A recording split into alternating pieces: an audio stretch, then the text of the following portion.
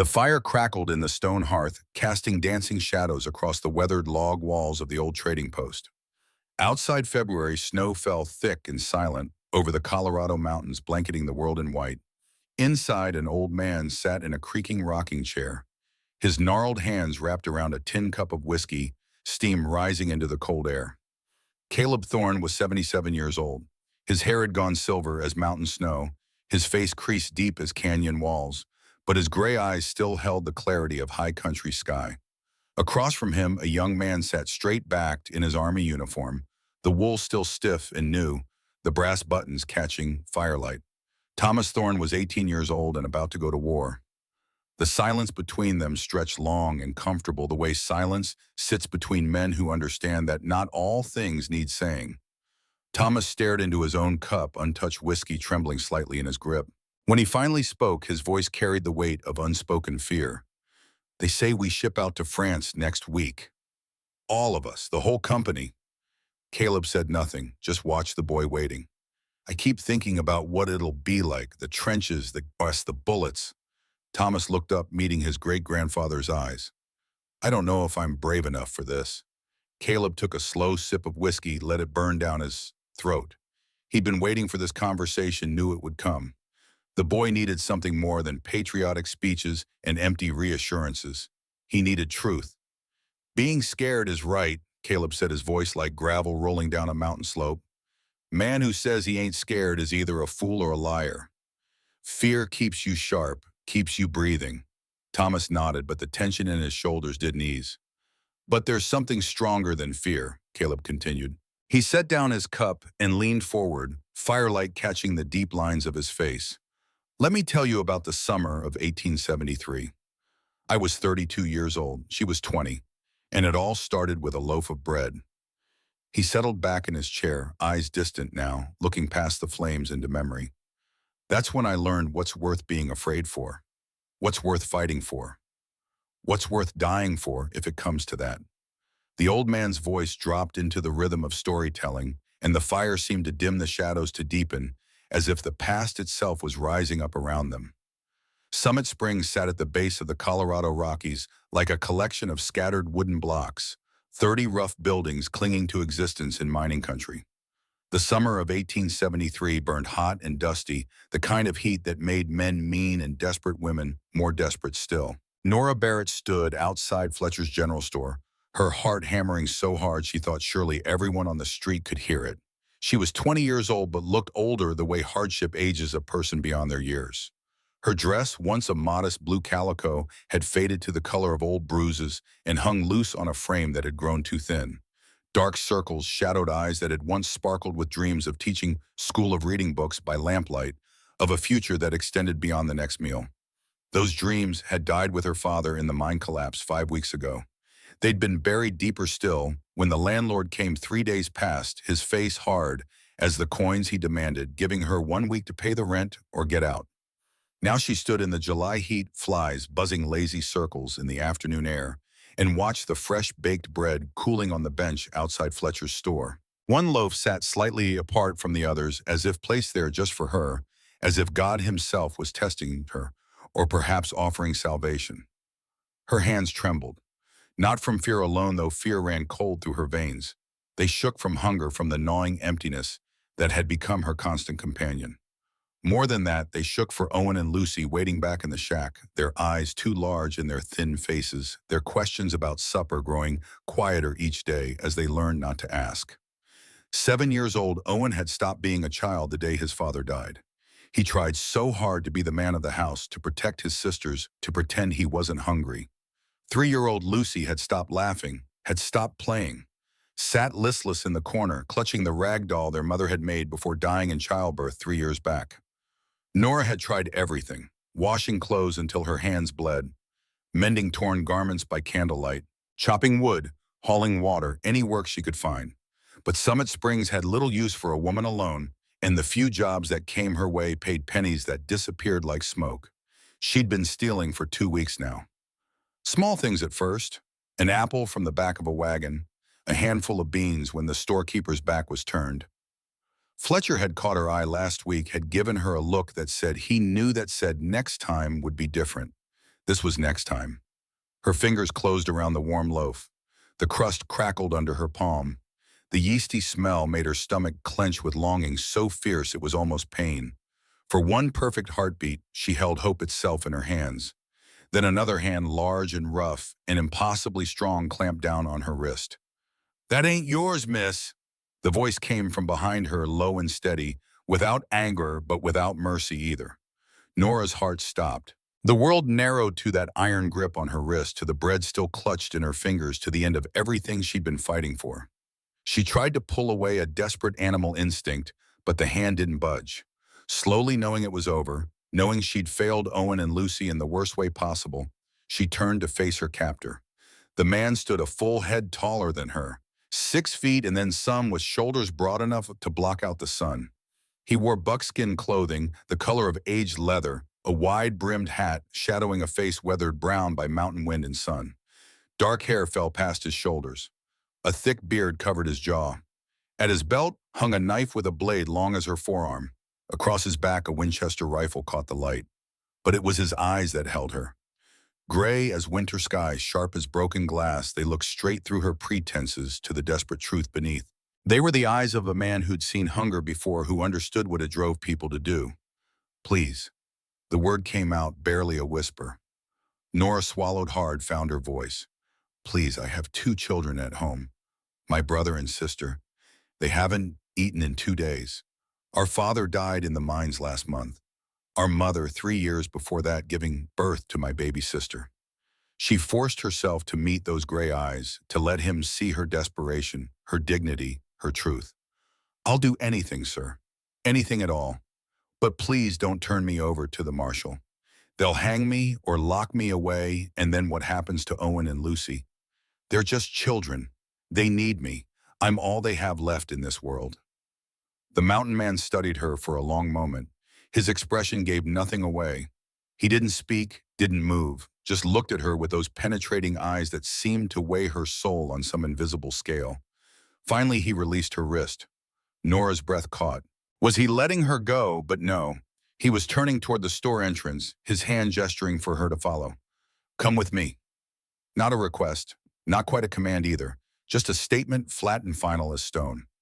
Nora's first instinct was to run, to bolt into the alleys she knew so well, to disappear like water into sand. But something in his tone stopped her. This wasn't the voice of a man planning cruelty. This was something else, something she couldn't quite name. She followed him into the store. Fletcher stood behind his counter, a thick-bodied man with thinning hair and a permanently sour expression. He looked up as they entered, and his scowl deepened when he saw Nora. "Thorne, if you're here about extending credit again, I already told you last week that I can't keep carrying half the territory on my books." "No credit needed today, Fletcher." The mountain man pulled a leather pouch from inside his buckskin vest and placed it on the counter. The clink of coins inside made Fletcher's eyebrows rise. "I need you to fill this woman's basket with provisions. Bread flour, salt, pork beans, whatever you've got, that'll keep a family fed for a good while. Sugar too if you have it, and dried fruit." Fletcher's eyes shifted between the mountain man and Nora, calculating, suspicious. "That'll cost you near $5, Thorne. Maybe more." "Then take 6. More coins clinked onto the wooden counter. "And make sure nothing's rotten or weevil eaten. I'll know if you tried to pass off bad goods." Nora stared at the man called Thorne, unable to process what was happening. This had to be a trick, a trap, some cruel game before he had her arrested anyway. Men didn't just buy supplies for strange women they caught stealing. They especially didn't spend $6 doing it. "Sir, I can't accept this. I have no way to repay you. I don't even know who you are." Thorne turned to face her fully, and she saw him clearly for the first time. He was younger than she'd first thought, maybe early 30s though. Hard living had carved lines around his eyes and mouth. His face was all angles and planes, handsome in a rough way, like the mountains themselves. Scars marked his hands. His clothes, though well-made and carefully maintained, had seen years of hard use. "Name's Caleb Thorne. I run a trading post 8 miles up the mountain." He spoke the way he seemed to do everything, with an economy of words that made each one carry weight. "My housekeeper died last winter. Place has been falling apart around me ever since. I need someone who can cook clean, keep things running, while I handle the trap lines and the trading. He paused, watching her reaction. Job comes with room and board, $15 a month. There's a cabin behind the main building. Small, but solid.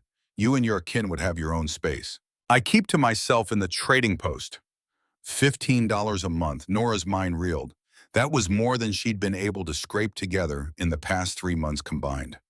It was enough to feed them, clothe them, maybe even save a little against the next disaster. But she'd heard stories. Every woman in the territory had heard stories about men who made offers too good to be true, who took advantage of desperate women with nowhere else to turn. Caleb seemed to read the suspicion in her eyes. I'm not asking for anything but honest work.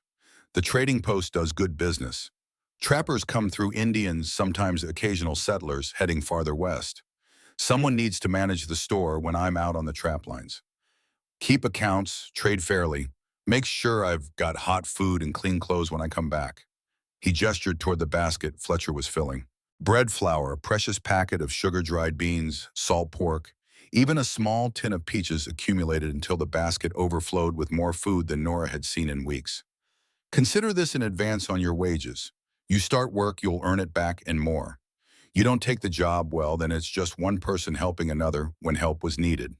Your choice either way. Nora thought about Owen trying so hard to be brave to be the man their father had been. She thought about Lucy, whose third birthday had passed without even a small cake to mark the occasion. She thought about the landlord's face when he'd threatened eviction, about the marshal's wife who'd said just yesterday that those poor Barrett children would be better off in an orphanage than starving with their useless sister. Yes, the word came out stronger than she felt. Well, Mr. Thorne, I'll take the job. Caleb, he corrected, the hint of a smile softening his hard features. If we're going to be working together, might as well use first names. How soon can you and the children be ready to move? We don't have much to pack. We could be ready by tomorrow morning if that suits you. Caleb nodded. I'll bring the mules around to your place at first light. Where are you staying? The old prospector's shack at the end of Porter Street, the one with the broken shutter and the sagging porch. Something flickered across Caleb's face, too quick to read. Pity maybe, or recognition of just how desperate her situation had become. But he didn't comment on it. Didn't make her feel small for living in near ruins. First light, then. He tipped his hat to her and turned to leave. Nora grabbed the basket, heavy now, with food that felt like a miracle, and followed him out into the dusty street. The weight of it in her arms was solid, real proof that this wasn't some fever dream born of starvation. Mr. Thorne, Caleb. She had to know, had to understand. Why are you doing this? You could have just turned me into the marshal like most men would. Caleb stopped walking. For a long moment he stood there in the afternoon sun, his face turned toward the mountains rising in the distance.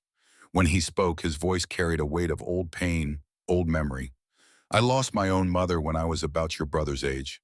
My father did his best after that, but it was hard. Real hard. I remember what it felt like to go to bed with my belly growling. Remember watching my father work himself near to death, trying to keep us fed and sheltered. He turned back to her, and his gray eyes held understanding that went bone deep. When I saw you reaching for that bread, I didn't see a thief. I saw someone doing what needed doing to survive. Saw someone trying to protect their family the only way left to them. Been there myself. Know what that kind of desperate feels like. Something in his voice told Nora there were layers to this story, depths of grief and struggle that matched her own.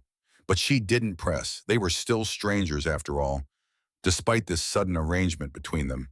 I'll work hard, she promised. I'll earn every penny you pay me, and I'll pay you back for this food too, once I've saved up enough. Caleb shook his head. No need. Like I said, consider it in advance. You'll have plenty to do at the trading post to work it off. They stood there in the street, the basket between them, holding food and hope in equal measure. Then Caleb tipped his hat again and walked away, his long stride eating up the dusty road back toward the livery stable. Nora watched him go, this strange mountain man who'd caught her at her worst moment and somehow turned it into salvation. She didn't understand him, didn't fully trust him yet, couldn't afford to. But as she turned toward the shack where Owen and Lucy waited, the basket heavy in her arms, she felt something she hadn't felt in months. She felt hope. The shack wasn't much more than four walls and a roof, and barely that. Gaps between the boards let in wind and weather. The door hung crooked on broken hinges. Inside, Owen sat on the dirt floor trying to entertain Lucy with shadow puppets in the light that slanted through the greasy window. Both children looked up when Nora pushed through the door. Their faces brightened despite the hunger that hollowed their cheeks and shadowed their eyes. Nora, Lucy scrambled up on unsteady legs and ran to her sister. At 3 years old, she should have been chubby and energetic. Instead, she was stick-thin, her dress hanging on her small frame like a sack. Owen stood more slowly, trying to maintain the dignity of his 7 years, but his gaze went straight to the basket. "Did you find work?" "Better." Nora set the basket on the rickety table and lifted Lucy into her arms. "I found us a new home." She unpacked the food as she explained about Caleb and the trading post and the job offer. Owen's eyes grew wider with each item that emerged from the basket. Real bread, flour that wasn't half sawdust, salt pork, dried fruit, beans without weevils. It was a feast beyond imagining. "Can we eat some now?" Lucy asked, her small voice hopeful. "Yes, sweetheart, we can eat right now." Nora cut thick slices of bread, spread them with a little of the salt pork, and watched as her brother and sister ate with the focused intensity of the truly hungry. She ate too, forcing herself to go slow to let her shrunken stomach adjust to real food after weeks of near starvation. That night, after Owen and Lucy had fallen asleep with full bellies for the first time in memory, Nora lay awake on her thin mattress and thought about the mountain man who changed their lives with a single act of kindness. She wondered what kind of trading post he ran, what his home looked like, whether he would be a fair employer. Most of all, she wondered if she'd made the right decision in accepting help from a stranger, no matter how desperately they needed it. But when morning came and she heard the sound of mule hooves outside their shack, just as the sun painted the eastern sky pink and gold, Nora pushed her doubts aside. She woke Owen and Lucy, helped them into their threadbare clothes, and gathered their few possessions into the single battered trunk that had belonged to their mother. Whatever lay ahead at Caleb Thorne's trading post, it had to be better than slowly starving in this falling down shack. Caleb arrived exactly at first light, leading two sturdy pack mules. He'd cleaned up since yesterday, Nora noticed. His dark hair was still damp, his jaw freshly shaven, revealing the strong lines of his face. When he saw Owen and Lucy peering out from behind Nora's skirts, his expression softened in a way that immediately eased some of her worry. "You must be Owen." Caleb extended his hand to the boy, meeting him eye to eye rather than talking down to him. "Your sister tells me you've been taking good care of things here." Owen shook Caleb's hand solemnly, standing as tall as his small frame would allow. "Yes, sir. I've been trying my best." "That's all any man can do," Caleb replied with the seriousness of someone addressing an equal. "Try his best. You keep doing that, you'll be fine." Lucy, less reserved than her brother, tugged on Caleb's buckskin pants. "Are you the nice man with the food?" Caleb crouched down to her level, his weathered face breaking into a genuine smile. "I suppose I am. And you must be Miss Lucy. Are you ready to see your new home? There's a creek with frogs and chickens, too. Maybe if you're good, I'll let you help me feed the horses." Lucy's face lit up like a lantern. She began chattering excitedly about horses and frogs as Caleb lifted her onto the lead mule's back, where he'd spread several thick blankets to cushion the ride. Owen climbed up beside his sister, trying to look brave despite the uncertainty in his young eyes. Nora took Caleb's offered hand to mount the second mule. His palm was rough with calluses, the hand of a man who'd spent his life doing hard physical work. His grip was steady and sure as he helped her up, and when he released her hand and moved to check the loads on the pack animals, she found herself noticing small details about him. The easy way he moved, comfortable in his own skin. The quiet competence in his actions, no wasted motion. The kindness that seemed to come naturally when dealing with Owen and Lucy despite his gruff exterior. These observations settled into her mind, unbidden, unwelcome, inappropriate, given that he was her employer and nothing more. The ride out of Summit Springs took them through rolling foothills dotted with scrub oak and juniper. The landscape was beautiful in the morning light, golden grass rippling in the breeze like waves on a dry ocean. Nora hadn't been out of town in years, not since her father had first brought them to Summit Springs, chasing dreams of gold that had ultimately cost him his life. "The trading post has been in my family about 15 years, Caleb explained as they rode, apparently comfortable with silence, but willing to fill it with information. My father bought the land with money he'd saved from years of working other people's trap lines. Built the main building, and the outbuildings got the first trading relationships started with the mountain men and the Indians who come through these parts. When he passed 5 years back, it all came to me.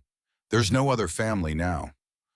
No one, Nora asked, then, immediately worried she'd overstepped. But Caleb didn't seem offended by the question. Had a younger brother, Daniel. He got killed in a rock slide 3 years ago. It was just him and me after our father died, and after that, just me. I hire on help during busy seasons when there's heavy work that needs doing, but mostly it's been me alone up there. Old Broken Tooth Jim, he's a trapper who comes by a few times a week. Good man. But the day-to-day running of things, the cooking and cleaning and managing the store, that's been on me since Mrs. Crowley died last winter. I'm sorry for your losses, Nora said quietly, understanding now why he'd been so sympathetic to her situation. They were both orphans in their own way, both struggling to build something from the wreckage of family tragedies. Life out here is hard, Caleb said simply. You learn to keep moving forward, or the grief buries you where you stand. They crested a rise, and Nora caught her first glimpse of Caleb's trading post spread out in the valley below. Her breath caught. It was larger than she'd expected. More established, more permanent. A solid two-story log building painted dark with weather stood as the centerpiece, smoke rising from its stone chimney. A large structure that must be for storage sat beside it. Several smaller outbuildings dotted the property. Fencing marked out areas for livestock. A line of cottonwood trees followed what must be the creek Caleb had mentioned, their leaves shimmering silver green in the breeze. It's beautiful, Nora breathed, unable to hide her amazement. Behind her on the first mule, Owen let out a low whistle of appreciation while Lucy bounced excitedly. Look at all the trees. Are there really frogs, Mr. Caleb? Plenty of frogs, Caleb confirmed, guiding the mules down the gentle slope toward the trading post. Creek's full of them. Good fishing, too, if you know how to be patient and quiet. As they drew closer, Nora could see that the main building, while well constructed, showed signs of neglect that confirmed Caleb's claims about needing help. The porch needed sweeping, dust clouded the windows, and the flower beds that someone had once carefully tended were now overrun with weeds. Still, the bones of the place were good, solid, and strong, like the man who owned it. Caleb brought the mules to a stop in front of a small cabin set about 50 yards from the main building. It was simple, just 4 walls and a roof, but it appeared sturdy. A stone chimney rose from one end. Real glass filled the windows. Compared to the wreck they'd been living in, it looked like a palace. Let me show you inside. Caleb dismounted and came around to help Nora down. His hands were steady on her waist as he lifted her to the ground, and Nora felt an unexpected flutter in her stomach that she firmly ignored. This was her employer, nothing more. She couldn't afford to complicate this blessed arrangement with foolish thoughts. The cabin's interior was sparse but clean. The main room held a small iron stove, a table with 4 chairs, and a rocking chair by the fireplace. 2 small bedrooms branched off the main space, each with a simple bed frame and mattress. After living in a single room with her siblings for so long, having separate spaces seemed impossibly luxurious. The woman who lived here before Mrs. Crowley, she and her husband stayed here for near 10 years, Caleb explained. When she passed, he moved to San Francisco to live with their daughter. I haven't had anyone in here since, but I had the bedding cleaned in town last month, thinking I'd eventually need to hire someone. Lucy ran from room to room, delighted with everything. Owen inspected the cabin with serious eyes, checking the windows and examining the stove as if he were the one responsible for approving the accommodations. It's more than adequate, Nora said, her voice thick with emotion. It's wonderful. Thank you, Caleb. He shifted uncomfortably as if unused to gratitude. Well, come on then. Let me show you the main building so you know what you're getting yourself into. If the cabin was charming, the trading post was impressive despite its current state of disarray. The front door opened into a spacious room that served as the trading floor. Shelves lined the walls, stocked with goods for trade flour, sugar, coffee, ammunition, tobacco, bolts of cloth, tools, rope, and dozens of other items a mountain man or settler might need. A long counter separated the trading area from the back regions. Furs hung from ceiling hooks, filling the air with the smell of cured hide and wood smoke. Beyond the trading floor was a kitchen, larger than Nora's entire previous dwelling. A massive cast-iron stove dominated one wall. Plenty of counter space stretched along another. A pantry door stood open, revealing shelves that needed organizing. Most impressive of all, a hand pump brought water right into the house, eliminating the need to haul it from the creek. Nora ran her hand over the wooden counters, ready imagining the meals she could prepare here, the bread she could bake, the comfort she could bring back to this neglected space. Upstairs are 4 bedrooms, Caleb continued. I use the one at the end of the hall. The others are closed up. There's also a small office downstairs off the trading floor where I keep the account books and do the business paperwork. When would you like me to start? Nora asked, already mentally cataloging all the work that needed to be done. Tomorrow is soon enough, Caleb said. Today, get yourself and the children settled in. There's a root cellar behind your cabin stocked with basics. You're welcome to take eggs from the chicken coop whenever you need them. I usually eat breakfast at sunrise, midday meal around noon, and supper at dusk, but I'm not particular about timing as long as there's food eventually. What about your preferences? Foods you especially like or can abide? Caleb gave her a rare smile and it transformed his face, making him look younger, less careworn. Miss Nora, I've been living on my own terrible cooking for months now. Anything that doesn't taste like burned leather will be a vast improvement. But if you're asking, I'm partial to biscuits that don't break teeth, stew that doesn't need chewing like jerky, and apple pie if you know how to make it. Nora found herself smiling back. I think I can manage that. The rest of that day passed in a blur of exploration and settling in. Owen discovered the creek and spent hours catching frogs and watching the water flow over smooth stones. Lucy made friends with the chickens, naming each one despite Nora's gentle warning not to get too attached to animals that were ultimately meant for eating. Nora herself began the process of making the cabin feel like home. They had so few belongings that unpacking took almost no time. But she swept the floors, wiped down the surfaces, checked that the stove drew properly, and marveled at having real beds to sleep in, a roof that didn't leak walls, that kept out the wind. That evening, as the sun set behind the hills in a blaze of orange and red, Caleb appeared at their door with a basket containing roasted chicken, fresh bread, and a jar of honey. Picked this up in town before I came to get you this morning, he explained, looking uncharacteristically awkward standing on their small porch.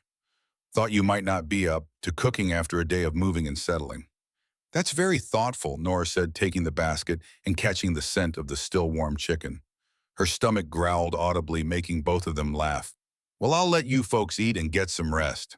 Caleb backed away from the door. If you need anything, the main building is always open. I'm usually up before dawn, so don't worry about waking me if something comes up during the night. As Nora watched him walk back toward the trading post in the gathering dusk, she felt that strange flutter again, that awareness of him, not just as her employer, but as a man. A kind man, a lonely man perhaps, someone who had extended extraordinary compassion to a desperate stranger. She pushed the feeling away as she called Owen and Lucy to supper. There would be time enough to sort through her confused emotions later. For now, she had siblings to feed and a new life to begin. The next morning, Nora woke before dawn out of habit, born from years of trying to get work done before Owen and Lucy needed her attention. She dressed quietly, left a note for the children who were still sleeping, and made her way through the cool morning air to the main building.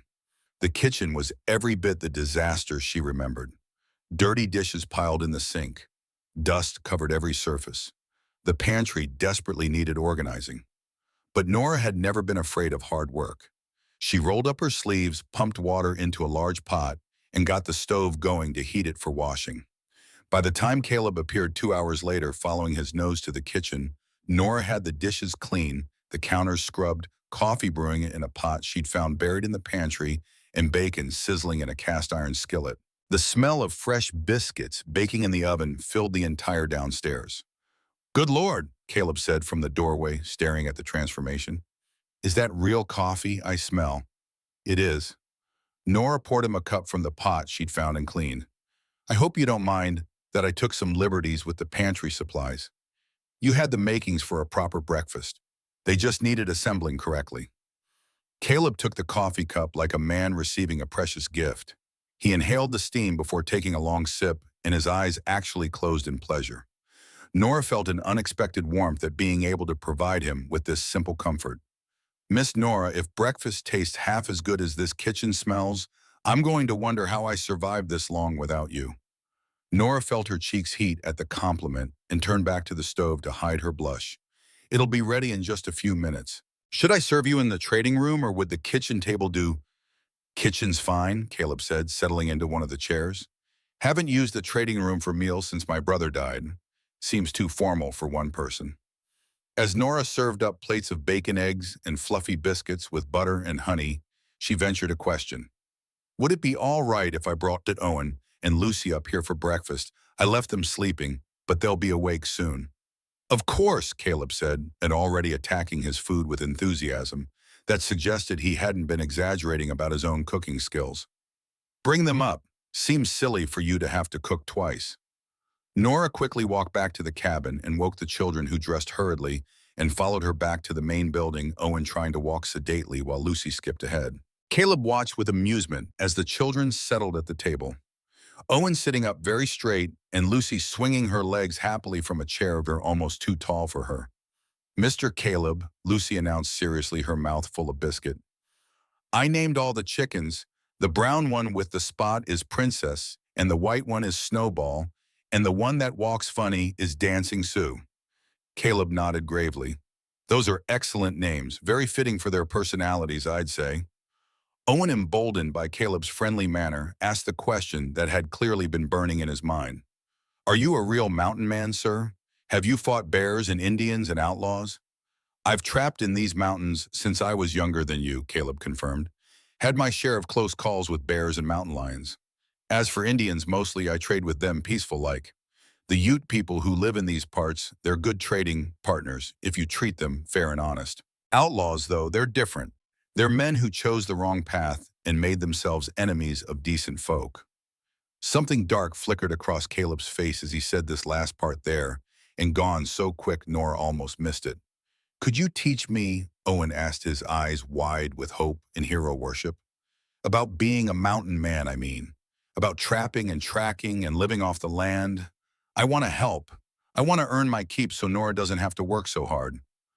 The darkness in Caleb's expression cleared, replaced by something softer. Tell you what, Owen, once you're settled in a bit, I'll start teaching you about mountain work. Every good trading post needs hands who know what they're doing. But, he added, looking at Nora, you have to keep up with your schooling too. Your sister is right to make sure you're educated. A man needs more than just wilderness skills to make his way in this world. Nora gave Caleb a grateful look. Having his support in keeping Owen focused on education would make her job much easier. The morning set a pattern for the days that followed. Nora would wake early, prepare breakfast for everyone, and then begin the monumental task of restoring order to a household that had been neglected too long. Owen and Lucy helped where they could, with Lucy gathering eggs each morning and Owen learning to feed the chickens and perform small chores around the property. Caleb, for his part, proved to be an easy employer. He was out most days checking his trap lines, mending equipment, or handling the dozen other tasks that came with running a trading post. He never complained about meals, never criticized Nora's work, and treated Owen and Lucy with a patient kindness that made her heart ache in unexpected ways. 3 weeks into their new life, Nora was beating dust out of curtains on the back porch when she heard the sound of horses approaching. Not just one or two, but several. She set down her work and walked around the building to see who was coming. Caleb appeared from the direction of the storage shed, moving quickly despite an apparent attempt to look casual. His hand rested on the pistol at his belt, and his jaw was set in a hard line Nora had never seen before. Go get the children, he said quietly as he passed her. Take them inside your cabin. Lock the door. Don't come out until I tell you it's safe. The calm authority in his voice left no room for questions or argument. Nora gathered her skirts and ran for Owen and Lucy, her heart pounding with sudden fear. Owen was by the creek, Lucy near the chicken coop. She grabbed both of them by the hands and hurried them toward the cabin, ignoring their confused questions. From the cabin window, she watched 5 riders approach the trading post. They were rough-looking men, armed and dangerous in a way that set every instinct screaming. The leader sat tall in his saddle, a lean man with a scarred face and cold eyes that swept over the property with the calculating gaze of a predator sizing up prey. Caleb stood in front of the trading post, his rifle held loose but ready in his hands. The lead rider pulled up his horse and smiled, though the expression held no warmth. Caleb Thorne. Been a long time, brother. Brother, the word hung in the air like smoke from a gun. Caleb's voice when he answered was colder than Nora had ever heard it. "State your business, Wade. Then get off my land." "Caleb, can I take Thomas out for a bit? Show him the old trap lines." Thomas jerked his attention back to the pendant, to the fire burning low in the hearth, to his great-grandfather's weathered face. He'd been so absorbed in the story that the transition back to 1918 felt jarring. "You're stopping there," Thomas protested. "What happened with Wade? Who was he? Did he hurt great-grandma Nora?" Caleb smiled, a knowing look in his ancient eyes. "That's a story for tomorrow night. You'll be here another week before you ship out. Plenty of time for the whole tale. Besides, an old man gets tired, needs his rest." He stood slowly, joints creaking, and made his way toward the stairs that led to his bedroom. "But great-grandpa," Thomas called after him. "You can't just leave it there. That's not fair." Caleb paused at the base of the stairs and looked back at his great-grandson, the young soldier who was trying so hard to be brave about going to war. "Life ain't about fair, boy. It's about what you do when things get hard, about who you choose to stand with and what you choose to stand for. That's what tomorrow's part of the story is about. The standing, the choosing, the fighting for what matters." He started up the stairs, then stopped again. "Get some sleep, Thomas. Dream about what you'd do if you caught a woman stealing bread.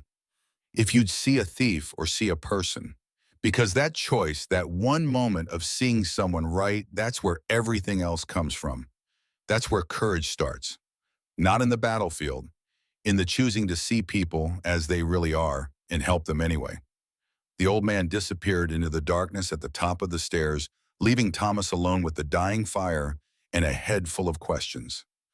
Outside, the February snow continued to fall, blanketing the old trading post in white, covering the places where Caleb and Nora had once walked, where they'd built something from nothing, where they'd chosen kindness over judgment and changed everything that came after. Thomas sat staring into the embers, thinking about bread and desperation and mountain men who saw past the surface to the truth beneath. Thinking about Wade, whoever he was, and the confrontation that Caleb's story had left hanging in the air like an unfinished song. He wouldn't sleep much tonight, he knew. Too many questions, too much story left untold. But that was all right. He had a week to hear the rest, a week to learn what his great-grandfather wanted him to know before he sailed off to war, a week to understand what it meant to stand, to choose to fight for what mattered most.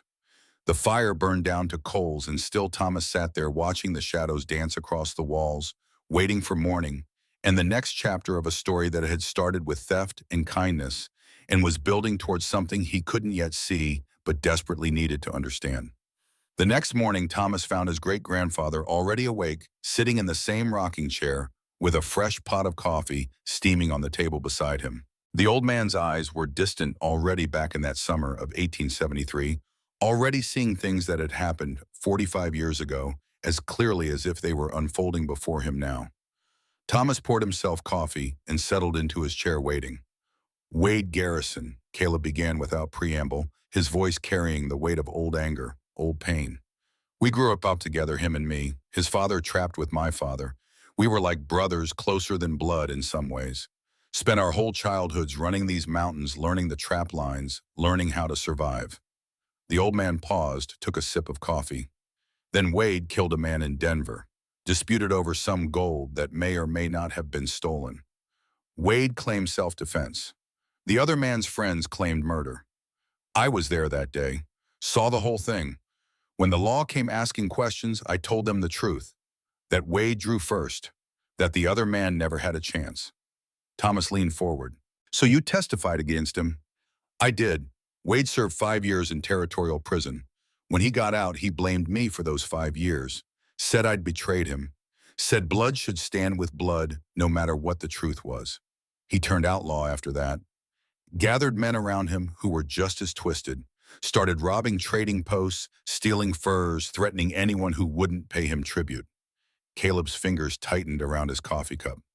"And then he showed up at my door with Nora and the children there, with everything I just started to care about standing right in his line of fire." 3 weeks of false peace followed Wade's first visit. Nora watched Caleb transform from the quietly kind man she'd come to know into something harder, more watchful. He posted guard every night, rifle across his knees, eyes scanning the darkness. He stopped running his trap lines, unwilling to leave the trading post unprotected, even though it meant losing income they needed. The tension wore on all of them. Owen grew quieter, more serious, understanding, without being told that danger lurked just beyond their little haven. Lucy clung closer to Nora, her brief bloom of happiness, wilting under the weight of adult fears she couldn't quite understand but definitely felt. Nora learned to shoot during those 3 weeks. Every afternoon, Caleb took her to a clearing behind the storage shed and taught her to handle the heavy rifle. She discovered she had steady hands, and a good eye could hit tin cans at 50 yards after just a few days of practice. "Your father teach you this?" Caleb asked one afternoon, watching as she reloaded with growing confidence. "He did. Said Colorado territory was too dangerous for women who couldn't defend themselves. Taught me young before my mother passed. I haven't held a gun in years, though, not since he died." Caleb nodded, his expression approving. "You've got natural talent. Keep practicing. I hope to God you never need it, but if Wade comes back, I want you able to protect yourself and those children." The way he said those children, with that particular emphasis, made Nora's heart do a strange flutter. He cared. This taciturn mountain man who'd caught her stealing bread cared about what happened to them. It showed in 100 small ways. The way he checked on Owen and Lucy each evening, the extra supplies he brought from town without mentioning payment, the patient hours he spent teaching Owen to fish, to track, to read the forest's signs. It showed, too, in the way he looked at Nora when he thought she wasn't watching. She'd catch his gaze on her sometimes as she worked in the kitchen or hung laundry or played with Lucy in the evening light. Not the hungry, predatory look she'd learned to fear from desperate men. Something different. Something that made her feel seen and valued and beautiful, despite her worn dress and work-roughened hands. She was falling for him. Falling for her. The realization should have terrified her, should have sent her into a panic about jeopardizing their security. But instead, it felt inevitable, like water finding its level, like seasons turning. Of course she loved him. How could she not love a man who'd shown her such extraordinary kindness, who treated her siblings like precious gifts, who stood between them and danger without hesitation? The question was whether he felt the same, and if he did, what came next. The answer to both questions arrived on a scorching afternoon in late August, when Caleb was out checking the nearest trap line, just a few hours' ride that he'd finally deemed safe enough to risk. Nora was in the kitchen preparing the midday meal when she heard horses. Multiple horses. Her stomach dropped. She set down her knife and moved to the window, already knowing what she'd see, already feeling the cold wash of fear. 6 riders this time. Wade Garrison at their head, his scarred face split in a smile that held no humor. 5 hard men behind him, armed and dangerous, their eyes scanning the trading post like wolves sizing up a kill. Nora's training kicked in before conscious thought. She ran to the root cellar where Owen and Lucy were playing in the cool darkness, the game they'd practiced a dozen times over the past weeks. "Into the back corner," she said quietly but firmly. "Behind the potato sacks. Don't make a sound no matter what you hear. Stay hidden until Caleb or I come for you. Do you understand?" Owen's face went pale, but he nodded, already pulling Lucy deeper into the cellar. "Yes, ma'am. We'll be quiet as mice." Nora climbed back out, dropped the cellar door, and scattered dirt over it to hide the seams. Then she walked into the trading post, grabbed the rifle Caleb kept loaded behind the counter, and stepped out onto the porch to face Wade Garrison and his men. The outlaws were dismounting, spreading out with the casual confidence of men who believed they held all the power. Wade saw her emerge with the rifle and laughed, a sound like breaking glass. "Well now, little lady thinks she can stop 6 armed men with that rifle. That's mighty brave. Mighty stupid too, but brave." Nora settled the rifle stock against her shoulder, sighted down the barrel at Wade's chest, and let her voice come out flat and cold as winter stone. "I can drop at least 2 of you before you reach this porch. Question is, which 2 want to die today? You, Wade, you volunteering to be first?" The laughter died from Wade's face. He studied her with new interest, seeing past the worn dress and small frame to something harder underneath. "You got steel in you. Caleb chose well, I'll give him that." He held up his hands in mock surrender, signaling his men to hold position. "No need for shooting. We just came to talk business, neighborly like. We don't have business. Caleb made that clear last time you were here." "Now see, that's where you're wrong." Wade settled his weight more comfortably, clearly planning to take his time with this. "It ain't really about the furs or the trading post. Those are just the surface of things. What this is really about is something Caleb's got that belongs to me. My father's gold map. Nora kept the rifle steady, kept her face blank, but her mind raced. Gold map. Caleb had never mentioned any map. Wade saw her confusion and his smile widened. He didn't tell you, oh, that's rich. See, my father and Caleb's father trapped together for near 20 years. About 15 years back, they found a gold strike up in the high country. Not huge, but significant.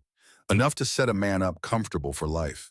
He leaned against his horse casual as if they were discussing weather.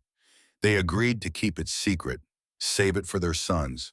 When my father died, he left me half claim to that gold. But before I could get the map from him, he passed sudden. And Caleb's father, he gave the whole map to Caleb, told him to keep it safe. Wade's voice hardened. That's my inheritance he's sitting on, my birthright, and I aim to get it back. Even if that's true, Nora said carefully, keeping the rifle trained on him, the map's not here and Caleb won't give it to you. Then maybe he needs better motivation. Wade's eyes swept over the trading post, the outbuildings lingering on the cabin, where he probably assumed the children were hidden. Maybe he needs to understand that some things are more important than pride. One of Wade's men, a thick-bodied brute with a broken nose, started edging toward the trading post. Nora swung the rifle toward him and fired. The bullet kicked up dirt 2 inches from his boot. He jumped back with a curse, his hand flying to his pistol. Next one goes in your knee, Nora said, already working the lever to chamber another round. Then your friends can carry you back to whatever hole you crawled out of. Wade called his men back with a sharp gesture. His eyes on Nora held grudging respect, now mixed with calculation. You're making this harder than it needs to be. We'll leave today, but we'll be back. And next time Caleb better have that map ready to hand over, or things are going to get ugly for all of you. Get off this land, Nora said, and don't come back. There's nothing here for you but trouble. Wade mounted his horse, his men following suit. But before he turned to leave, he looked at Nora one more time, his face thoughtful. You know what I think? I think Caleb caught himself more than a housekeeper. I think he caught himself something worth fighting for. Question is he worth fighting for? Because the man I used to know, the man who sent me to prison, he ain't exactly trustworthy when it comes to loyalty. Then they were riding away, leaving dust and unspoken threats hanging in the air. Nora stood on the porch until the riders disappeared from sight. Only then did her hands start shaking. Only then did she let the rifle barrel drop, her arms suddenly weak as water. She'd shot at a man, threatened to kill, and she would have done it too, would have pulled that trigger without hesitation to protect Owen and Lucy. The realization of what she was capable of, what this life had made necessary, settled into her bones like cold. She was still standing there trembling when Caleb came thundering up on his horse an hour later, his face tight with worry. He must have seen the riders from a distance, must have ridden hard to get back. He dismounted before his horse fully stopped and was on the porch in 3 long strides. His hands on her shoulders, his eyes searching her face. Are you hurt? Did they touch you? Where are the children? I'm fine, they're fine. Root cellar like we practiced. Nora's voice came out steadier than she felt. I held them off, fired a warning shot. They left. Caleb pulled her against his chest in a fierce embrace that drove the breath from her lungs. She felt his heart hammering, felt the tremor in his arms that spoke of fear barely controlled. God, Nora, if they'd hurt you, if something had happened. He pulled back just enough to look at her face, and what she saw in his eyes stole what little breath she'd regained. Not just relief, not just concern, something deeper, stronger, more terrifying than Wade Garrison and all his threats combined. I should have been here, he said, his voice rough. Should have protected you. But you weren't, and I protected us. Nora reached up and touched his bearded cheek, feeling the muscles jump under her palm. I protected what's ours. Ours. The word hung between them, heavy with implication. Caleb's thumb traced her cheekbone, gentle despite the calluses. He told you about the map. He did. Is it true? Yes. No hesitation, no hedging. My father gave it to me before he died. Told me to use it only if I was desperate, only if I had no other choice. I never have. It felt wrong somehow taking what Wade believes is half his, even though Wade's become the kind of man who'd use that gold to fund more violence, more crime. What are you going to do? Caleb's jaw tightened. I don't know yet, but we'll figure it out together. Together, another word that changed everything. The trouble with Wade wasn't over. Both of them knew it. But for a few days, an uneasy peace settled over the trading post. Caleb stayed close, working on repairs around the property instead of venturing out to the trap lines. Nora continued her work, bringing order to the household while keeping the rifle close at hand. It was Owen who noticed the new trader first 5 days after Wade's visit. A single rider approaching on a well-fed horse, his clothes finer than most who came through these parts. The man dismounted with the ease of someone comfortable in the saddle and introduced himself as Silas McCrae, a trader from Denver looking to establish relationships with mountain trading posts. He was perhaps 45 with slick dark hair and calculating eyes that assessed everything they touched. Nora was in the trading room when he entered, managing the counter while Caleb worked in the back on inventory. She looked up as the door opened and her blood turned to ice. She knew this man, knew him from Summit Springs from the days before her father died. Silas McCrae had been one of her father's creditors, had loaned him money for mining equipment with interest rates that climbed like mountain peaks. Silas's eyes swept over her, and she saw the exact moment recognition dawned. His expression shifted from professional courtesy to something sharper, more predatory. Well, well, Nora Barrett, I thought you looked familiar. Caleb emerged from the back room, sensing trouble in the sudden tension that filled the air. His eyes went from Nora's pale face to Silas's satisfied smile and back again.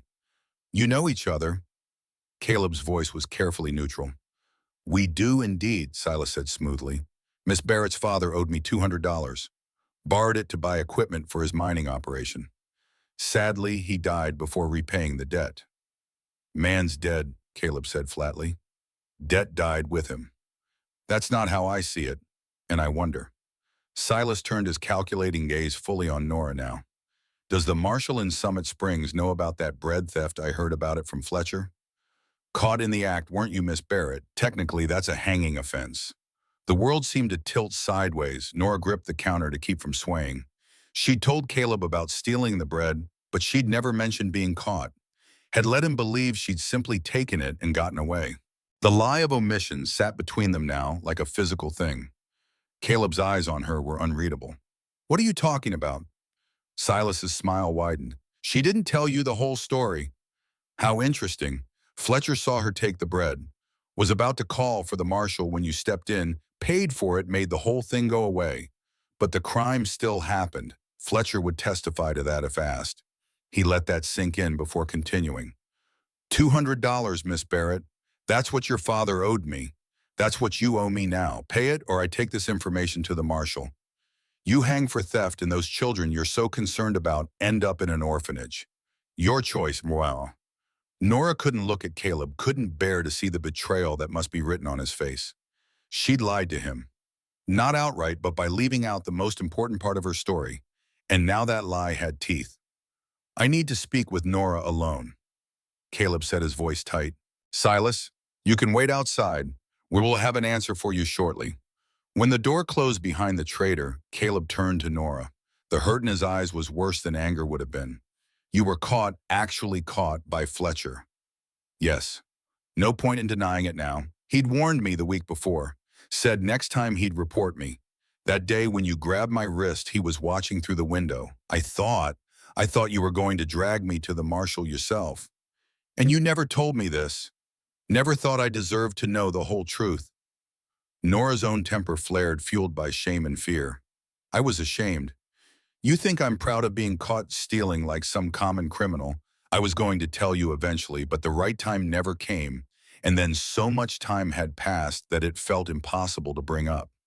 I don't care about the theft, Caleb said, his voice rising. I care that you didn't trust me enough to be honest. I saved you from being arrested. The least you could have done was tell me the whole truth about what I was saving you from. Maybe I would have if you'd been honest with me. The words were out before Nora could stop them. You never mentioned Wade or the gold map until he showed up with his threats. So don't talk to me about keeping secrets when you've been sitting on information that affects all of us. They stared at each other, both breathing hard, both wounded and angry and scared. The careful peace they'd built over the past weeks cracked like thin ice over a frozen river. This is different, Caleb said, but his voice lacked conviction. How? How is it different? We both kept parts of our past hidden. We were both protecting ourselves. The truth of it settled between them, uncomfortable and undeniable. They'd both been holding back, both too afraid of vulnerability to offer complete honesty. Caleb's shoulders sagged. I can't be with someone who lies to me, Nora. I watched Wade lie and steal and cheat until it destroyed him. I can't. I won't go down that path. The words hit like physical blows. I'm not Wade, and I'm not with you anyway. I'm your employee, nothing more. Even as she said it, she knew it was a lie, knew that what had been growing between them was far more than employer and employee. But pride and hurt made her cruel. Caleb flinched as if she'd struck him. Then I guess that's settled. He turned and walked out of the trading post, leaving Nora alone with her tears and her mistakes and Silas McCrae's ultimatum hanging over her head like a noose. Thomas shifted in his chair, breaking the spell of the story. She didn't really mean that, did she? About just being an employee? Caleb's old eyes were distant, soft with memory. No, but people say things they don't mean when they're hurt and scared, when they're protecting the parts of themselves that feel too tender to expose. He reached for his whiskey, took a slow sip. The question I had to ask myself that day was whether my pride was more important than the truth. Whether being right mattered more than being together. Hardest question I ever faced until the day I had to let her go at the end. Owen found Caleb behind the storage shed an hour later, splitting wood with violent efficiency. The boy approached cautiously, his small face serious beyond his years. Mr. Caleb, why'd you make Nora cry? The axe came down with a solid thunk, splitting a log clean through. Caleb set up another piece, not looking at the boy. I didn't mean to. Pa used to say that pride makes men stupid. Are you being stupid, Mr. Caleb? The axe paused mid-swing. Caleb lowered it slowly and turned to face Owen, and the simple truth in the child's question cut deeper than any blade. Yeah, I reckon I am. He set down the axe and headed for Nora's cabin, his heart pounding like he was heading into battle, which in a way he was. The hardest kind. The kind where you had to surrender to win. He found her on the small porch, arms wrapped around herself, tears still wet on her cheeks. She looked up as he approached, and the grief in her eyes nearly undid him. I'm sorry. The words came hard, scraping his throat raw. You were right. We both kept secrets. Both were protecting ourselves. And I had no right to judge you for doing what I was doing too. Nora stood, wiping her eyes. I should have told you about being caught, about all of it. I was afraid you'd think less of me. Couldn't think less of you if I tried. Caleb took a step closer. You're the strongest woman I've ever known, Nora Barrett. Strongest person, come to that. You faced down Wade and his men with a rifle you barely knew how to use.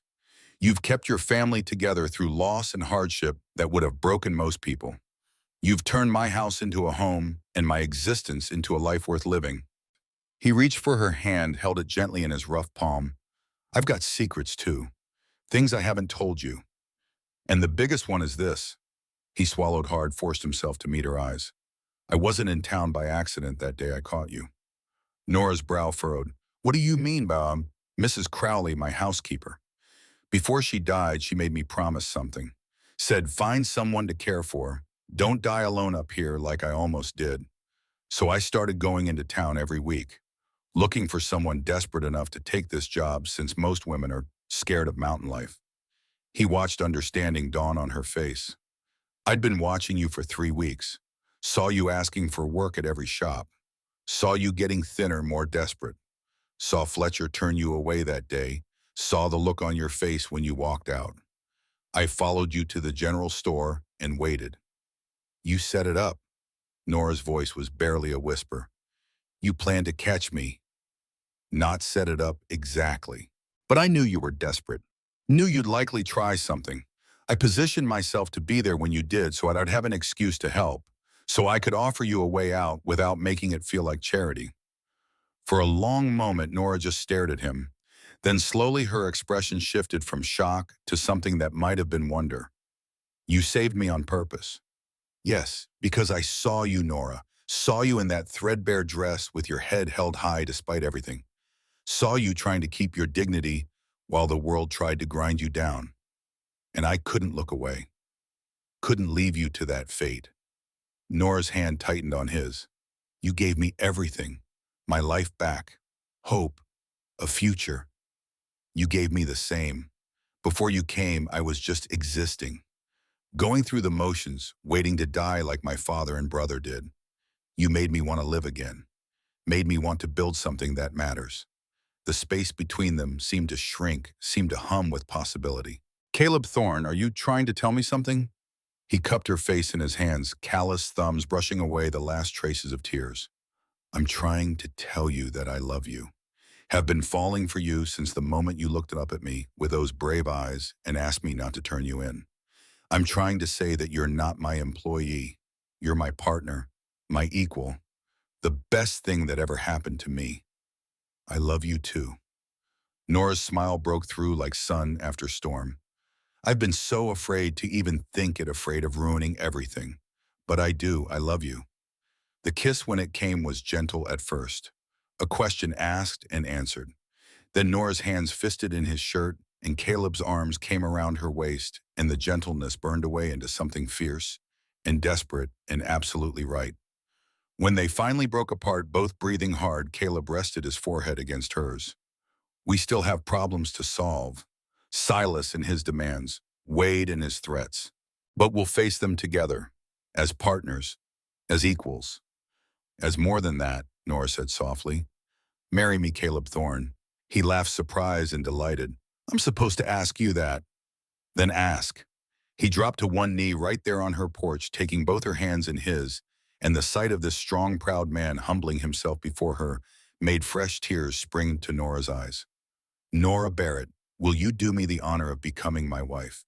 Will you let me spend the rest of my life trying to deserve the gift of you? Yes, 100 times yes. He stood and kissed her again, and somewhere in the distance, Owen and Lucy watched from the trading post and porch and cheered. But celebration would have to wait. They still had Silas to deal with, and his threat hung over them like a storm cloud. That night, after the children were asleep, Caleb and Nora sat at the cabin's small table and faced the problem head on. We need $200, Nora said. We can't give him the furs. They're already sold to the Denver buyer. We could ask for an advance on that sale, Caleb suggested, but it would put us in a bad position for the winter. We need that money to stock supplies, pay for help during trapping season. What about the gold? Nora's voice was quiet but firm. You said your father left you that map, said to use it if you were desperate.